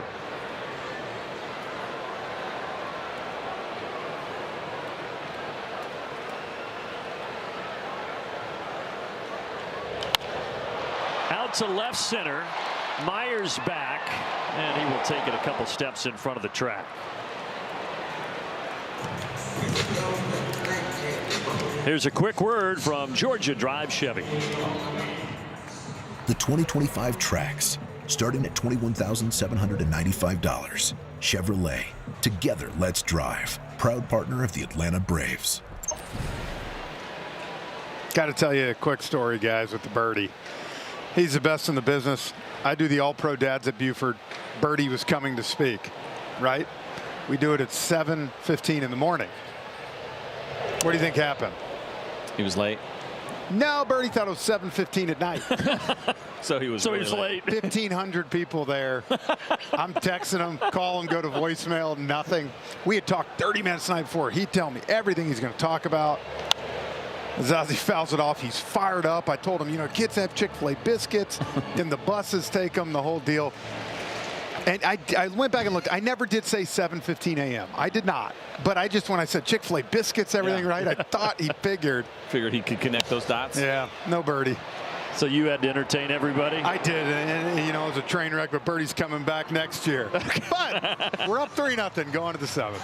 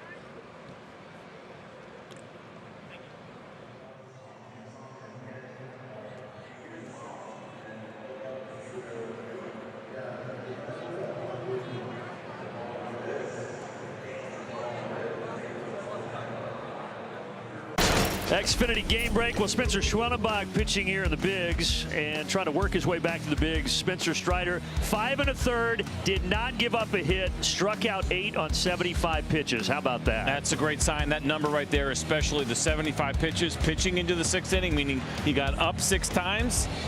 And we got to be very careful about how excited we get. But I see that line right there, and it feels like maybe one more. And if it goes smoothly, he should be ready again. That is just a guess for me. Meanwhile, his namesake here, Spencer Schwellenbach, continuing to roll, still under 80 pitches with 1 out in the 7th. I see 75 pitches. You know what that tells me, CJ? You want him to make it? He don't need one more. What are you doing? Let's get him up here.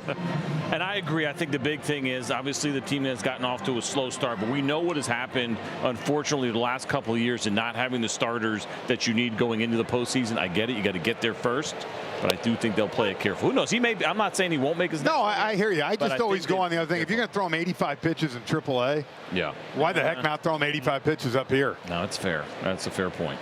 If he's healthy, again, like if you're trying to whatever, but just because you put a timeline on it, you ain't got to follow that. If the guy feels good, he's a workhorse. I don't know. Well, he looked tremendous tonight. Whether it's one more start in AAA or not, excited to get him back here. Broken bat, fillets that out into left center, does Griffin Conine. So there's the second base runner tonight for the Marlins. And I do feel that it's fair to maybe wonder about that a little bit more now with the Ronaldo Lopez news, right? Well, and that's what I'm saying. If you had kind of everybody and it's kind of okay, but you know, look, I'm sure the Stripers would love to have him for one more start. It's a lot easier throwing him out there.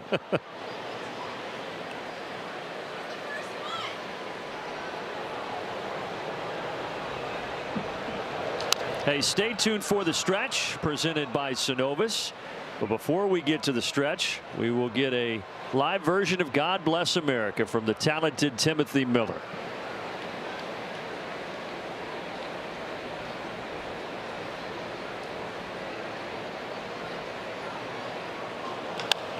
Riley over. Gets the play at second. But safe at first is Lopez. 2 down. Pretty much got no chance at turning this because of the way that the baseball was hit. Just not enough time. You're throwing that from the line on a softly hit chopper. You got to go all the way around the diamond. And in that situation with Lopez running, I don't think anybody's with turned good that. speed. You know, if you didn't have him.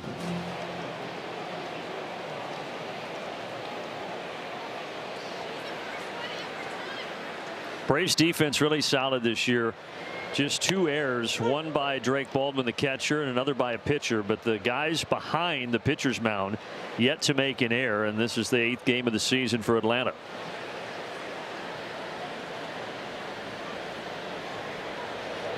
Oh, 2 to Matt Mervis.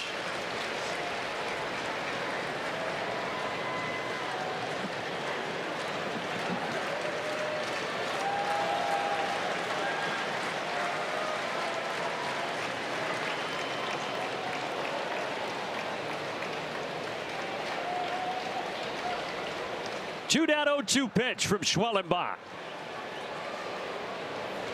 He struck him out. Splitter downstairs. 9 Ks for the right-hander. In an absolute zone tonight. 7 scoreless. And the most recent beautiful act gets Matt Mervis swinging. Well, before we get to the stretch, Timothy Miller makes his stroll out there right now to sing God Bless America here on the home opener. Timothy Miller.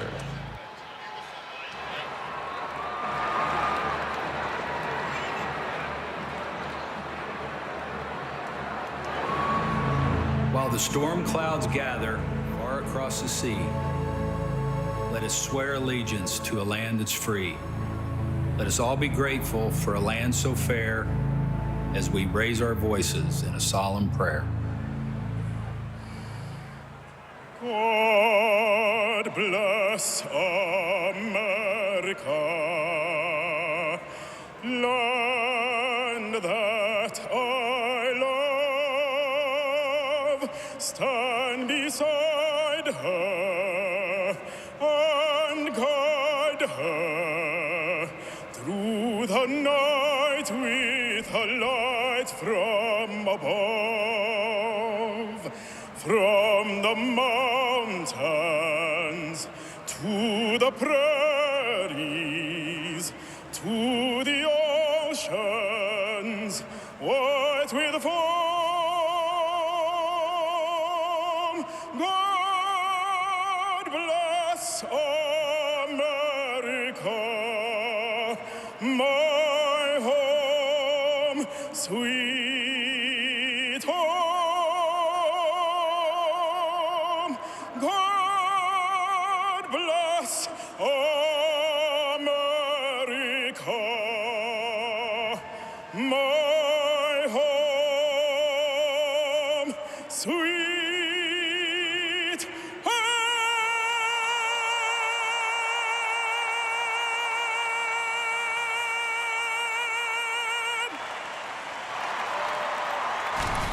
The Stretch is brought to you by Synovus, the bank that helps you reach for your big league dreams.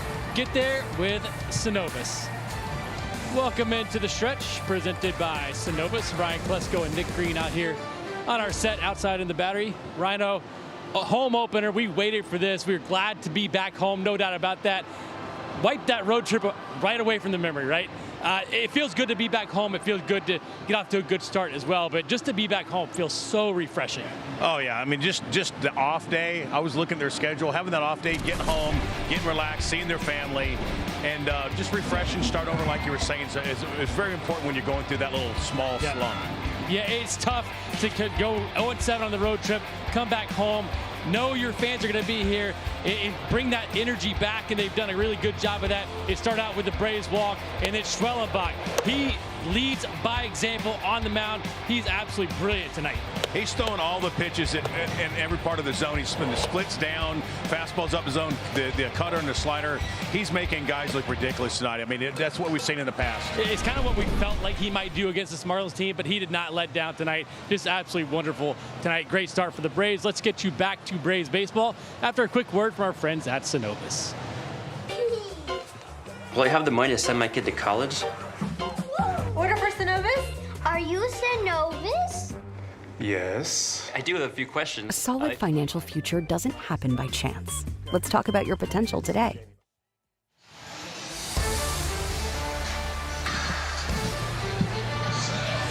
Gorgeous night here at Truist Park, and so far the Braves in command, up 3-0. Dominant performance from Spencer Schwellenbach here for the home opener. See if the Braves can add on some insurance, starting with Marcell Ozuna. He's going to face the new pitcher here. George Soriano is on for the Marlins. On for the fourth time this year. This guy's got a slider, four-seam fastball, sits around 94, changeup, two-seamer in there every once in a while as well. He did struggle his last outing Monday against the Mets. Gave up a couple of homers and 4 runs.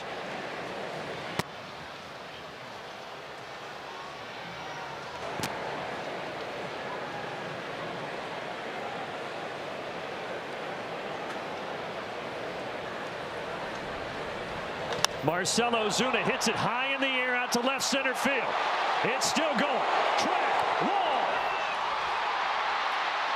wall. No signal. I think he caught it to left field. Does the left fielder have it? The left fielder has it. Did it pop out of Myers' glove and into Conines? Yes, I think so. Oh my goodness. The question is whether or not the baseball hit the wall at all. Or hit a fan. I mean, anything. I was trying to figure out why Myers was trying to go up over the wall afterwards, as if he was going to go get the baseball, but he didn't have it. Well, they're going to get together. Marvin Hudson is the crew chief there. Oh, it went off the wall. That's gone. Yep. Nice try, though. You appreciate the effort, Conine, of course. Play it like you caught it. Yeah. And that is a home run. As soon as it pops out of his glove and hits over that yellow line, that's a home run. Yeah. Crew chief review. What do you think? Huh? Crew chief review here. Yeah. Can't deny the Big Bear. No. The call on the field was a catch, and we're going to have a crew chief review on the play. All right, so Marvin Hudson will talk to New York and take another look at this. Shouldn't take long. This is clear as day. In and out of the glove. You're going to see it hit the cement on that side. At that point, it's a homer. It was a heck of a try, wasn't it? It was. I was trying to figure out why was he jumping back in the stands afterwards. His hat didn't go in there, right? Did he leave his glove? No, he had his glove on. Hat fell down. And then he was trying to go back up over the wall. Yeah, I could see the ball. What was he? Maybe he thought his hat did go in. I think you're right. The hat was behind him. Either that or he wanted to sip a silver bullet. Either way. Well, after they get this call right, we know this. The power of Snit Bear cannot be denied. Snit Bear hanging by Big Bear. They showed it to the crowd here. Everybody reacted. They saw what you saw at home. Why is this? That's what you're talking, CJ. What are we doing here? You got a guy in Schwellenbach right now, no action in the Braves bullpen, who very likely is going back out. You don't want this to take long unnecessarily, and right now it's unnecessary.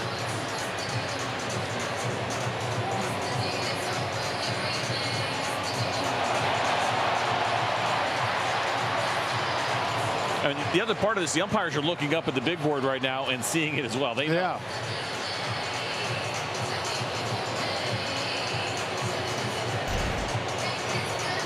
This better not be inconclusive. That looks clear. How in the world would that be inconclusive? I mean, that's got to be a homer. It's the only thing that has me concerned is how long this is taking. 39 homers last year for Ozuna. That should be his first of 2025.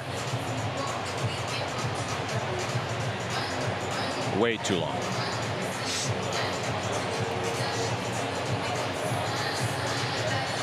All 3 runs for the Braves back in the third. Ozuna drove in 2 of them with a double.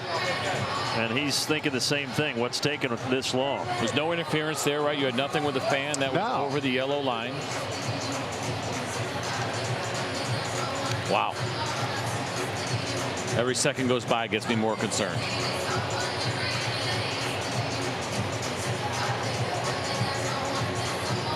You don't see it often. It could be a potential communication issue with New York. Unlikely, but it is possible. Well, we're happy to help out. If they're having a hard time, we'll let them know exactly how it went down. It's a bad look right here. This is a good look about how clear it is.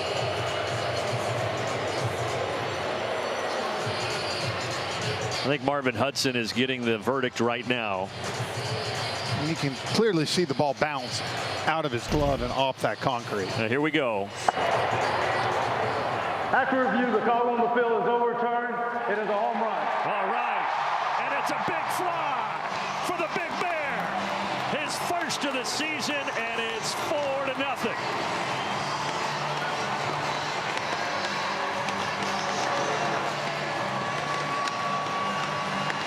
And Clayton McCall is praying there going, yeah, we get it. He knew. Get some of those late high fives in. Or whatever that is. He has driven in 3 of the 4 for Atlanta.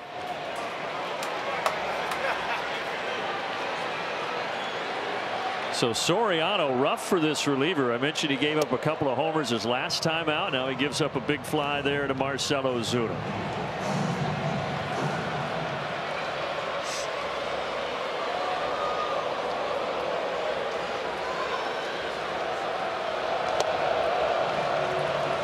So we saw no action, as we mentioned, in the Braves bullpen. You and I were talking during the break. Would we see Spencer Schwellenbach go back out for the 8th inning? As of now, yes. No, it's how many runs for you or time? When 7. I need 7-0. Right. He's at 85 pitches. Yeah. Opening night, your team hasn't won a game. He's the 8th. Iglesias is the 9th. Unless this thing just blows wide open. Matt Olson, right center field, back to back.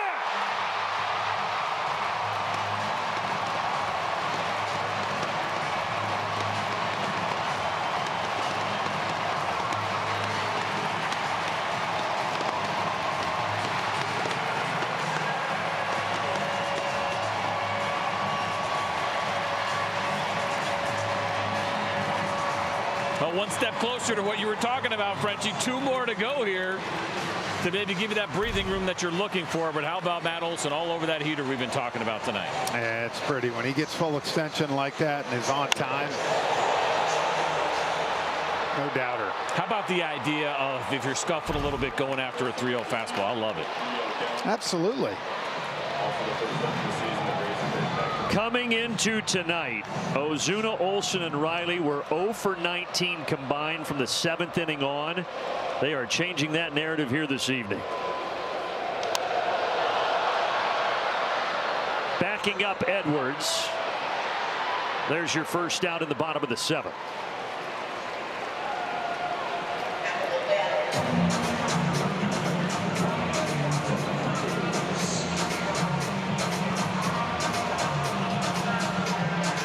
I know the game is not over, guys, but this just feels good right now.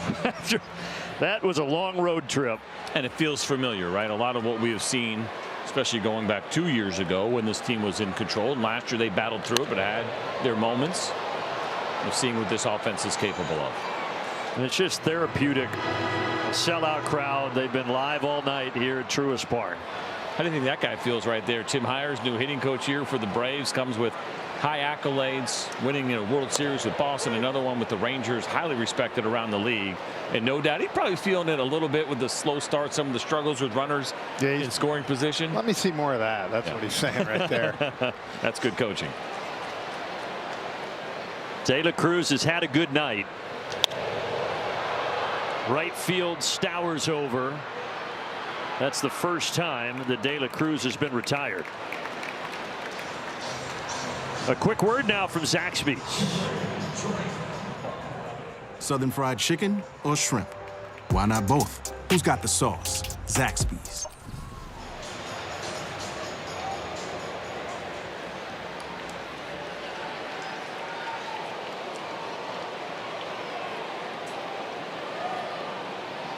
Two down for Drake Baldwin. I think Snit is thinking that 7 number because no one's moved yet in the bullpen. Yep, I would agree. And obviously how things have gone, it makes a lot of sense. And Spencer Schwellenbach has been in control all night. You can maybe get somebody up if somebody gets on. You don't push too hard into triple digits. Again, and I think we talk, right? Stressful pitch. There's been zero stress. It's 85 comfortable pitches for him. There hasn't been a runner past first base. No. Just 2 singles for the Marlins tonight. Sellout number 1. I think anything like that, too, if you got a guy feeling comfortable like that, now you give the rest of that pen an extra day after that travel day. And if you need him Saturday and Sunday for extensive work, you have him. The Braves will also get the off day on Monday, so chance here to get everybody reset.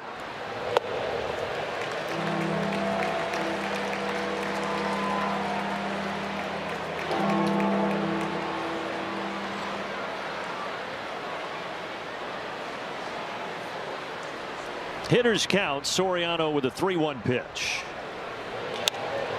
Off the end of the bat. Conine hustles in. He takes it, but some insurance. Ozuna and Olsen back to back, just like old times. And it is 5-0 Atlanta after 7.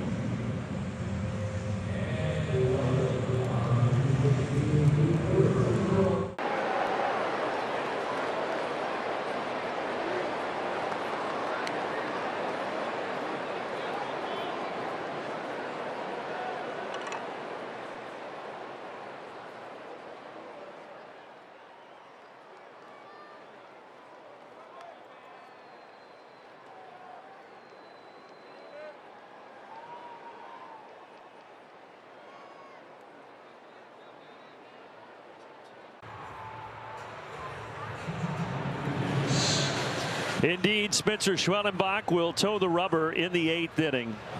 7 innings, 2 hits, no walks, 9 strikeouts, 86 pitches. And how about this? 18 swings and misses tonight. His career high. I know it's been a short career, but 21.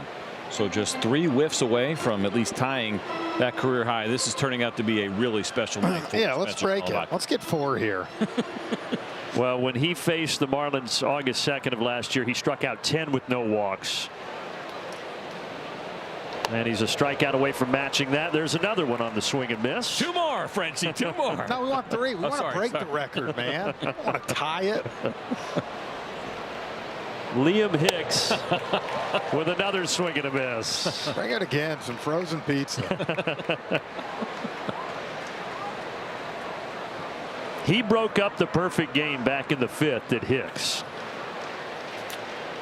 He's going back to the dugout here. 3 pitches. 10 strikeouts for Schwellenbach. Well, he must know. There's your tie. He's got to know about this record. Of course, he doesn't care at all. He just wants the strikeouts, and good job by Drake Baldwin to hold on to that as well. But now he just needs 1 more. Heaters, dude. 3 heaters. Yeah, here you go. That's what I'm saying. 90th pitch of the night.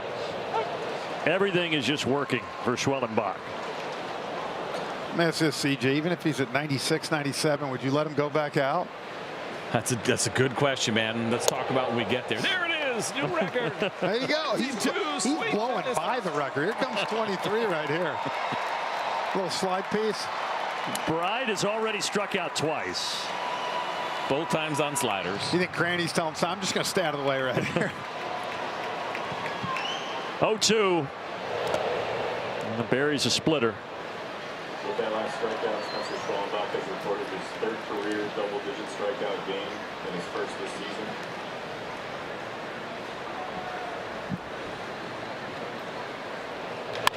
He won't strike him out, but he will get him out. Quick message from Truist. Leaders in banking, unwavering in care. Truist. Learn how knowledge and care can work for you.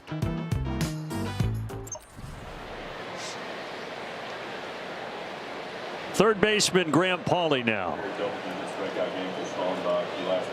Atlanta native, played at Milton High School, this guy, 25 miles northeast of Truist Park, and this is just his 19th big league game.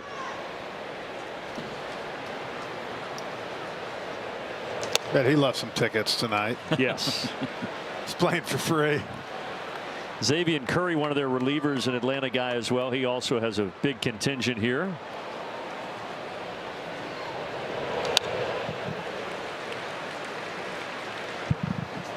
I'd love for him to go back out, but if I'm thinking with Snit, your closer just had a rough time in LA like that. You want to get him back in there tonight in front of the home crowd, maybe. And even if he had to throw 3 days in a row, you will have off on Monday. Yeah.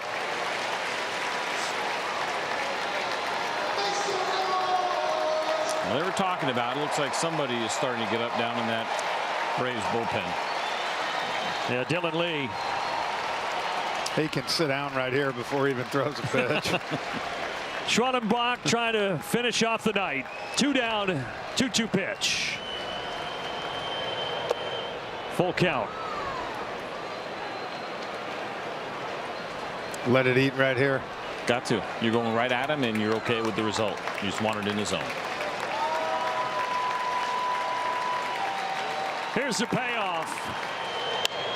In the air, left field, Eli White, who just came into the game. He's got it. Schwellenbach, 8 innings, scoreless, 2 hits, a masterpiece.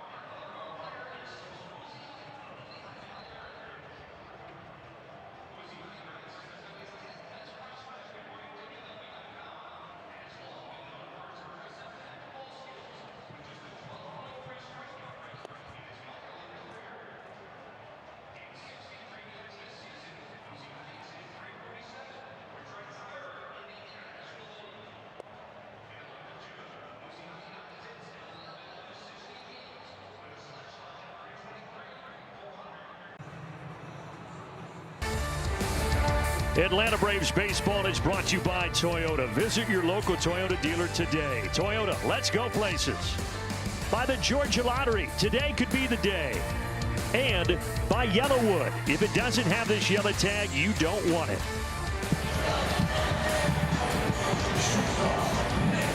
What a night.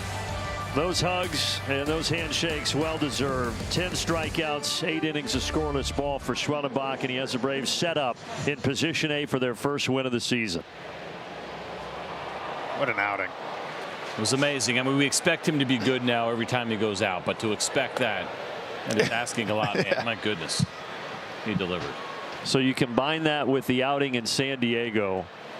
14 innings scoreless so far in 2025.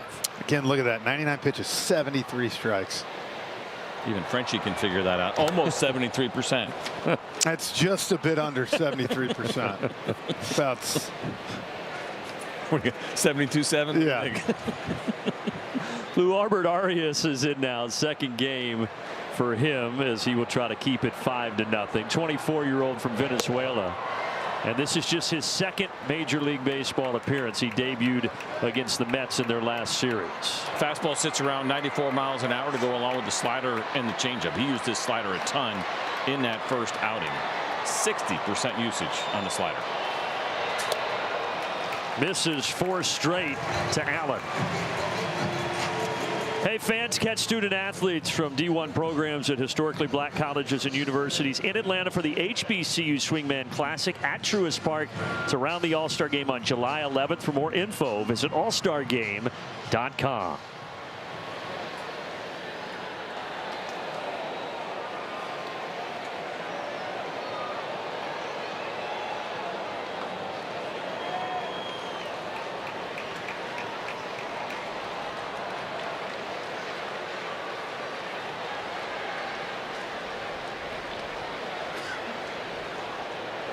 Inside, Kelnick gets out of the way, 1-0. Another great thing about being here at home is being back with our full allotment of crew. We have the best crew, hands down, that bring you these telecasts behind the scenes each and every night. They got here early. They were here yesterday setting up, and excited to spend another year with all of them. And I think everybody enjoying that off day after a long spring training together. Finally a little bit of a break. Frenchie, we missed you at the Braves house in spring training. You would have loved it. I heard it was quite an experience. Did you really miss it, though? That's the question. A few feet from the beach. I did. You would have liked it for like a day. Around happy hour. 1 ball, 2 strikes. I was thinking about y'all when I was taking my kids to school yesterday, thinking y'all were fighting traffic home from L.A. Couldn't swing by the airport to pick us up. Pick you up. Just saying.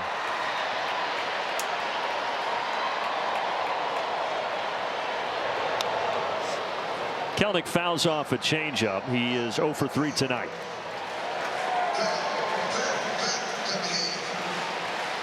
Your call on Ohtani's home run, though, Brandon, was awesome. Basically, like, let's get out of here. Yeah, it's all I could think of was the heartache had hit another level. Yeah. It was tough.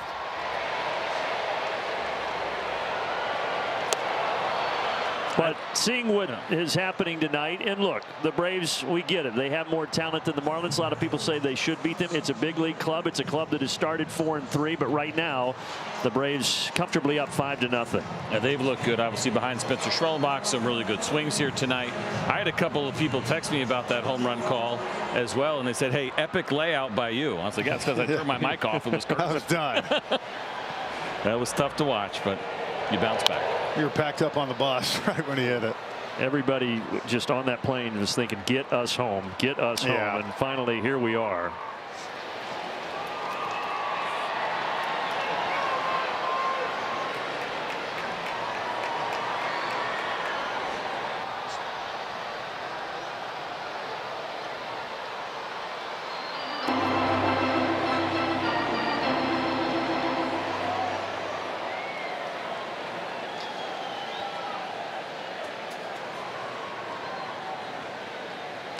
Harris lines it, but foul.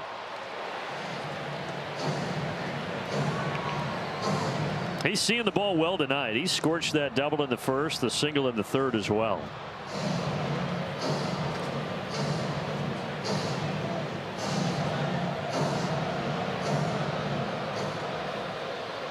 And he has hit the Marlins really well in his career, right around a 400 batting average, better than 1,000 OPS.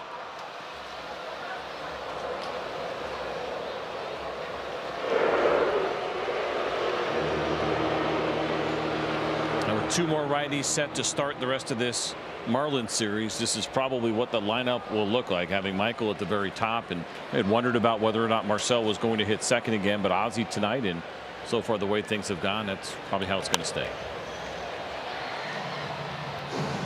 Yeah, tomorrow will be A.J. Smith-Shawver against Cal Quantrill, and then it'll be Grant Holmes for the Braves against Sandy Alcantara. Should be a heck of a pitching matchup there.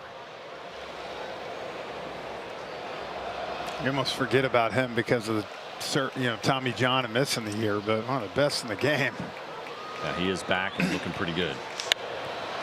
Left field, this one looks like it is going to tail foul, and it does.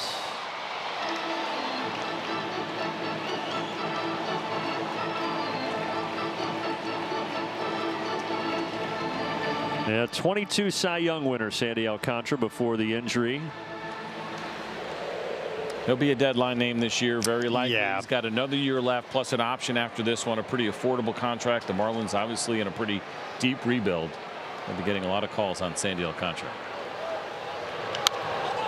Another foul ball, still 0-2. And if he's not coming here, get him out of the division. Yeah, right. Get him out of the league. He is the highest paid Marlin with a very low payroll, just over $67 million. Only about $6 million more than the Mets are paying Juan Soto this year, to put that into perspective. Off the glove of Mervis and out into right field. Harris has a 3-hit night, and Nick Allen gets to third base there at the corners.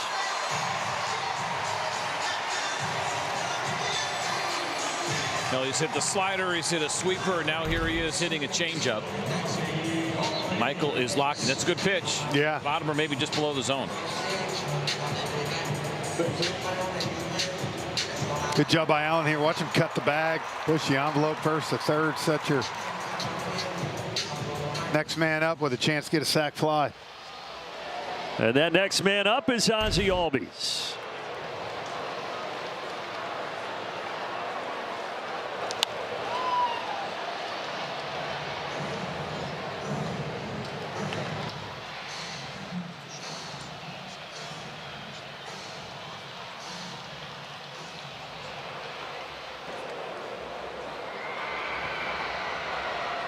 Second big league game for this reliever Arias, and time is called by Ozzie. By the way, did you guys listen to Wiley talking to Ozzie before the game today? I think you might have been trying to get downstairs, but he was talking about pictures of dogs. Oh, in the dugout. In the yeah. dugout?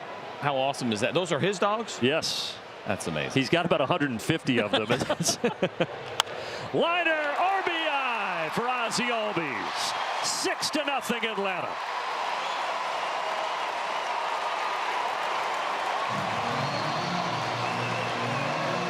What a difference a day can make. Again, after getting off of that road trip, all the struggles with runners in scoring position.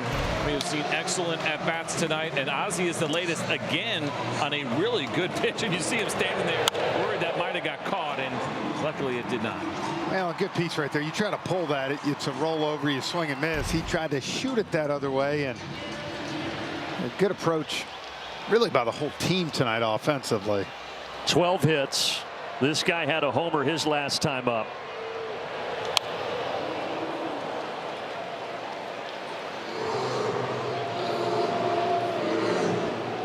Before tonight, Ozuna just has not gotten many pitches to hit. 13 walks.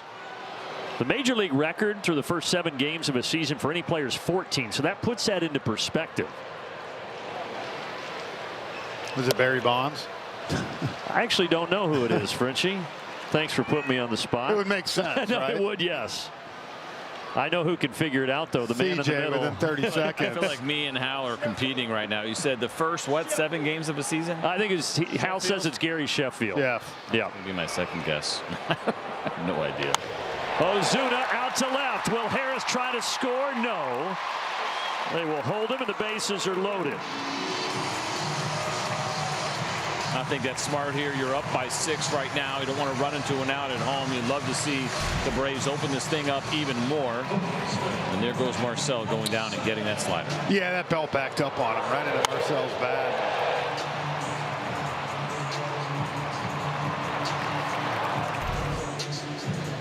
So 3 hits and 3 runs driven in for Ozuna.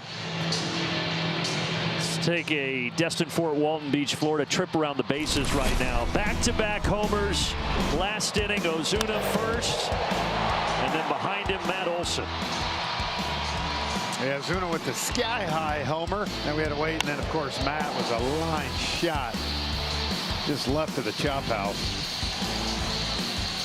Not to call out Hal, but Mickey Mantle also had 14 in 1962 for 7 games. And Benny Kauff, K-A-U-F-F. Oh, I remember Benny. 1915. Yeah. That was a hot summer. You remember that? He got off to a great start. He did. He did. Disappeared after the All-Star break. All right, bases juiced. They even have an All-Star game in 1915? No. I think they just went home for a couple of days. Took some time off. Took some time off.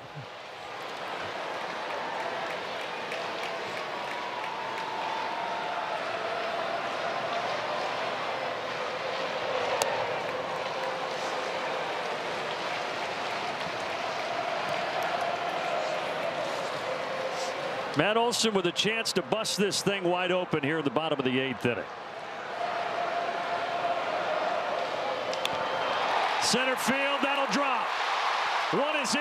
Here comes Ozzy. 8-0 Atlanta in the 8th.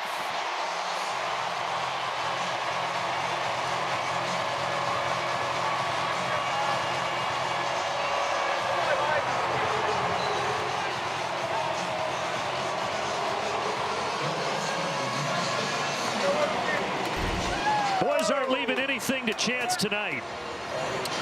Up in the zone. That was a hanger.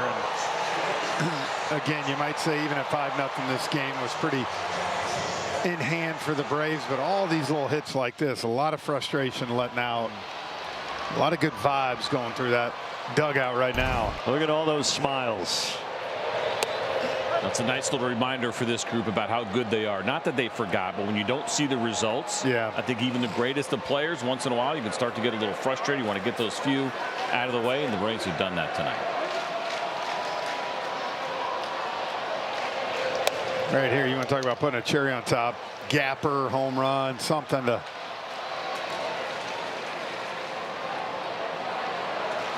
On that West Coast trip, the Braves scored 14 runs in 7 games. They already have 8 tonight and counting.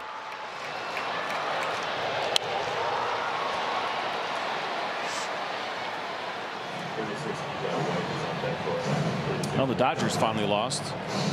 Unfortunately, it was to the Phillies. Tommy Edman, another 2-run homer, though, in the 9th. Guy's hot. He's hitting everything out. He's a good player. 1-2. 2 balls, 2 strikes.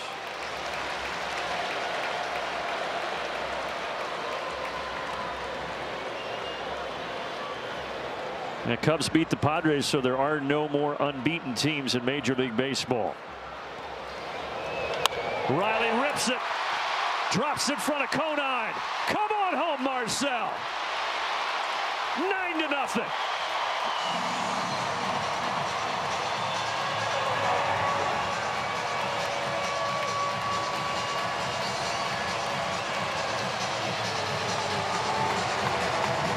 I think Marcell looked a little surprised here. Well, you know, take a look at the here's the hanger to the left. 100%, CJ. I'm with you. But what I love right here is I think Toohey knew a third right here.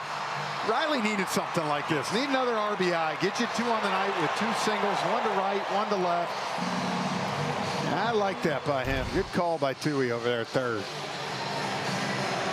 The Big Bear needed some exercise. Yeah. He's a DH. Everybody is producing up and down this lineup tonight. And Clayton McCullough was trying to avoid going back to the bullpen, but he will do it here with 1 out in the bottom of the 8th.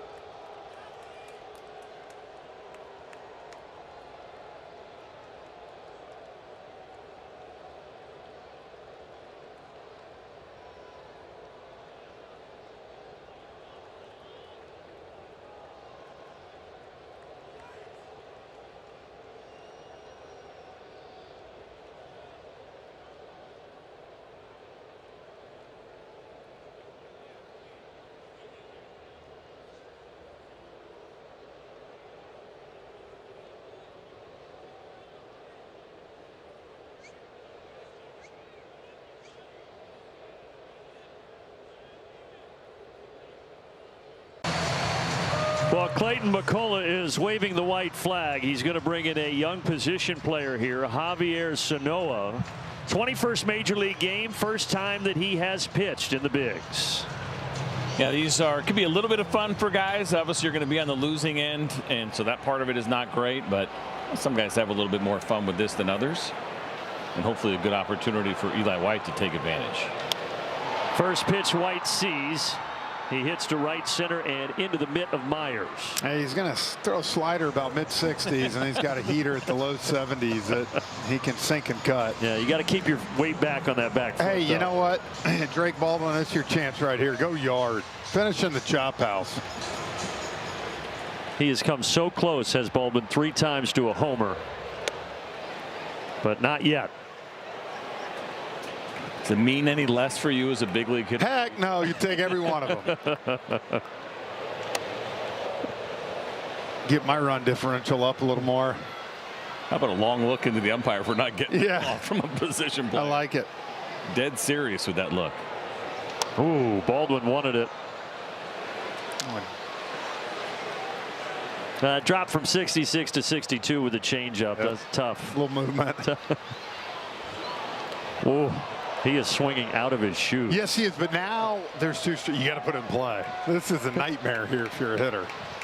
You feel extra pressure? Absolutely. It's below the hitting zone here. He puts it in play out into center field. And he's going to get his first big league RBI. And Atlanta has hit double digits. And boy, does it feel good. 10-0. I wonder if the heart rate was just a little bit higher here for Drake Baldwin, thinking, man, I can't be striking out. Well, you go against this dude. You go from 2-0 and you think I'm going deep to literally 20 seconds later. If I strike out here, it's over.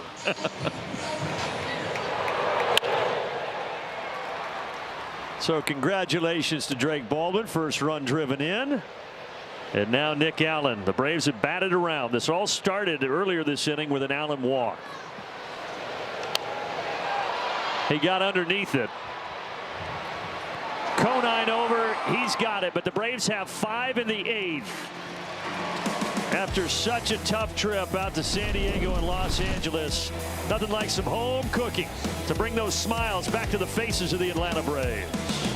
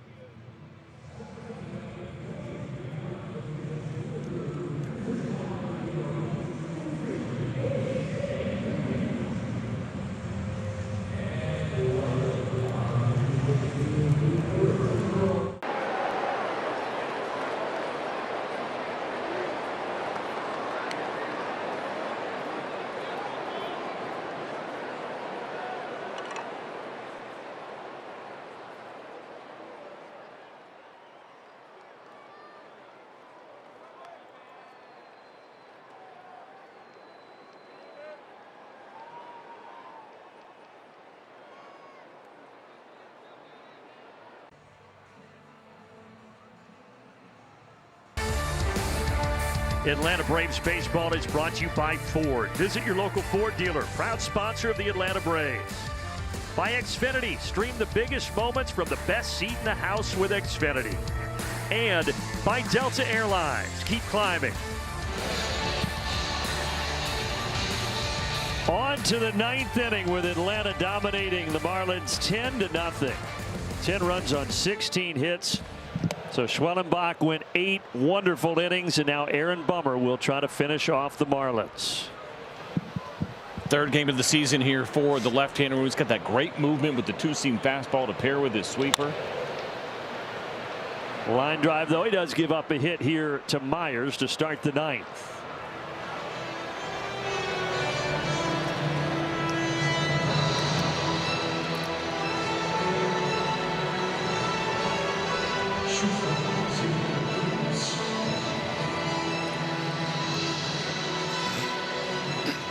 Remember, tomorrow night, same time, A.J. Smith-Shawver will be going for Atlanta. And then a Sunday afternoon game to finish off the series here at Truist Park. But got to walk before you can, or crawl before you can walk, I should say. And tonight the Braves taking that first step in the right direction.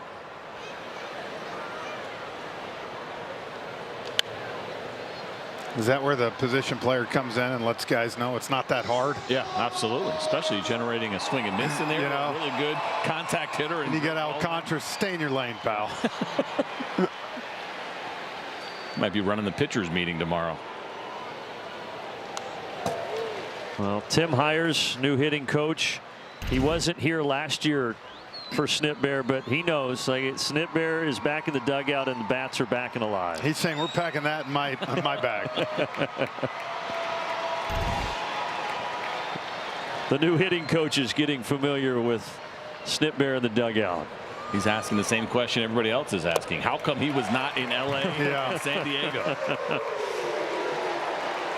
Well, that's now 11 strikeouts for Braves pitching tonight. 10 for Schwellenbach. There's one for Bummer.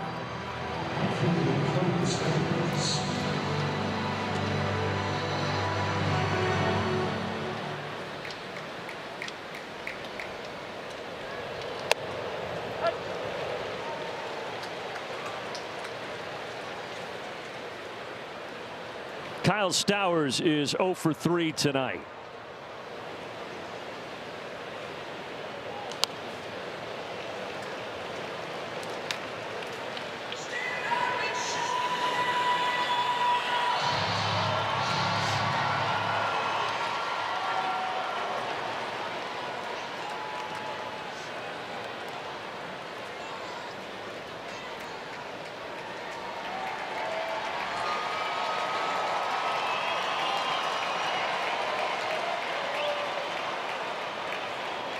One down and Bummer with an 0-2 pitch. Line hit out to right field. Stopping at second is Myers. 2 on with 1 away. So the Marlins as many hits in the last 3 batters as they had in the first 8 innings. And that one just hung right there. It's that lefty, one of your lefty hitter. It's you say thank you for throwing that one. He's trying to get that down and away. Now, again, what he does so well is keep the baseball on the ground. The two-seam fastball left on left is one of my favorite pitches. Yes, he's got the good sweeper to go with it, but good two-seamer could end this with a nice little ground ball double play.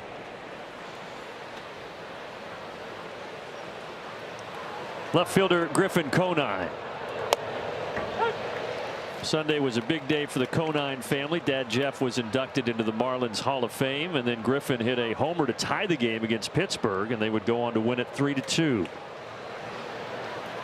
He is 1 for 3 tonight, is the younger Conine.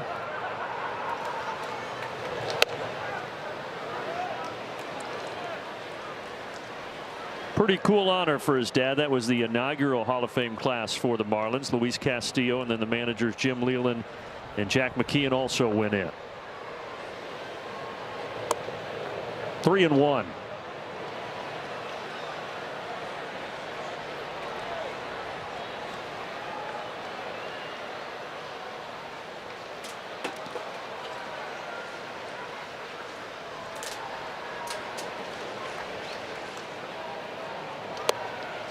That's in there, full count.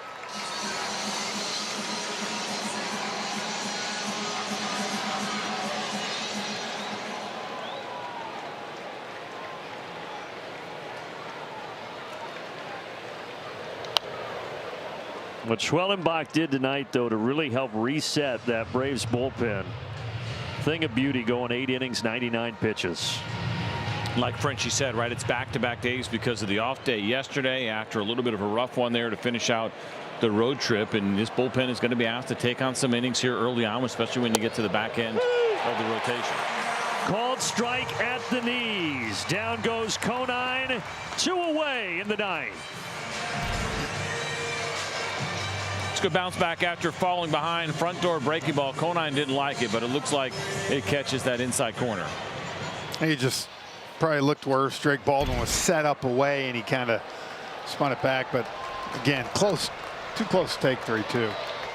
That's the other thing too. Drake Baldwin's done a really nice job of his framing around the corners. That strike rate has been excellent early on this season. Otto Lopez is the batter. 1-1 in on the hands. By the way, somebody called me out, and rightfully so. 73 strikes on 99 pitches would be slightly above 73%. I went the other way. Yeah, see, I was testing you. You followed me. You followed right into that. And that's 74.1. Yeah, I knew Frenchie was just slow playing it, trying to. I appreciate it. Yep.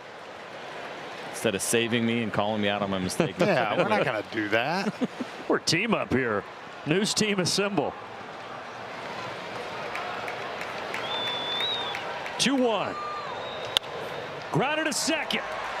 Ozzie on to first. It has never felt better to say these 2 words. Braves win. They take out their frustration on the Marlins 10-0 for Atlanta's first win of the season.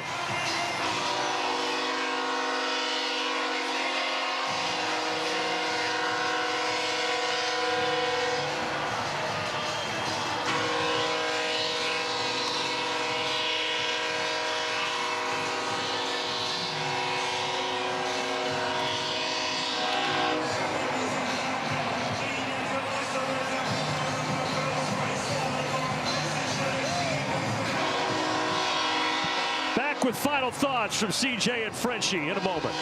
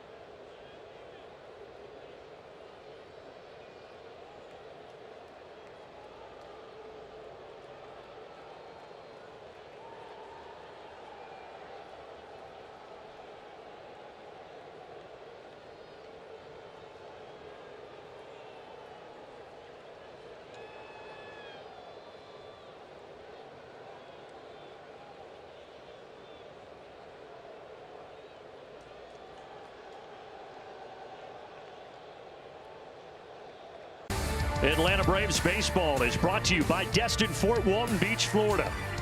By the All-South Highway Safety Team, always wear your seatbelt. And by Synovus, the bank that helps you get there. Braves win it 10-0. Marcell Ozuna had a big game, and he is with Wiley Ballard. Thanks. A big win for the Braves tonight. Marcell, earlier this week you said when this team got home, you were going to do some damage. What is it about Truist Park? You know, every time, nothing better than be at home, you know, especially for all of those crowds there, always give you the best to us, and then we motivate and go have fun and play the game. When you came up in the third inning, runners at first and third, this team has struggled to get that big hit lately. What was going through your mind? Oh, my mind said, like, be aggressive and don't let anything shut down. Be aggressive and stay in the zone and then just touch it. And that's what I get, double, thanks guy, and then strike out and then homer. So everything gonna be well since now to the end of the season. What is the secret with Snit Bear? Oh, it's our lucky charm. So sneaker, give me the lucky mascot and then toy, and then for me it's like a blast and lucky. Will he travel on the road the rest of the year? Yeah, for sure. Marcell, thanks for the time. Congrats on the win, and we'll see you tomorrow. I appreciate it. Thank you. Have a good one.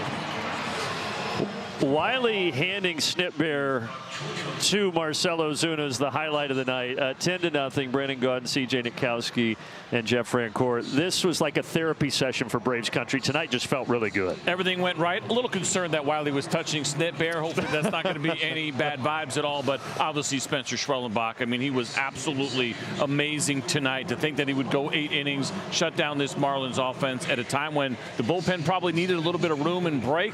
He was fantastic. That's the crazy thing about baseball. 7 games on the road, 6 hits with runners in scoring position, 7 here tonight, and you know, you can, a lot of frustration. But I will tell you this, one big thing for me is the sense of urgency you saw them play with a little bit tonight. That's what you got to come out with tomorrow night, and you got to build off this and continue it. It was a great night, but you come back, you keep doing it, and before you know it, this team's going to be back to where they want. You heard Marcell say it. We're good, man. We're good. We're good. A step in the right direction tonight, that's for sure. Home opener is always a lot of fun, and we appreciate you spending it with us. Thanks so much to our fantastic crew for bringing you tonight's telecast. Gretchen Caney, our producer, our director, Andrew Greathouse, for all the other fine men and women that brought us tonight's telecast. Thank you to all of them. Stay tuned for Braves Live. Coming up next, the guys will break it all down in the Battery. For Wiley Ballard downstairs, for Jeff Francoeur, for C.J. Nitkowski, I'm Brandon Gaudin signing off and saying so long, everybody.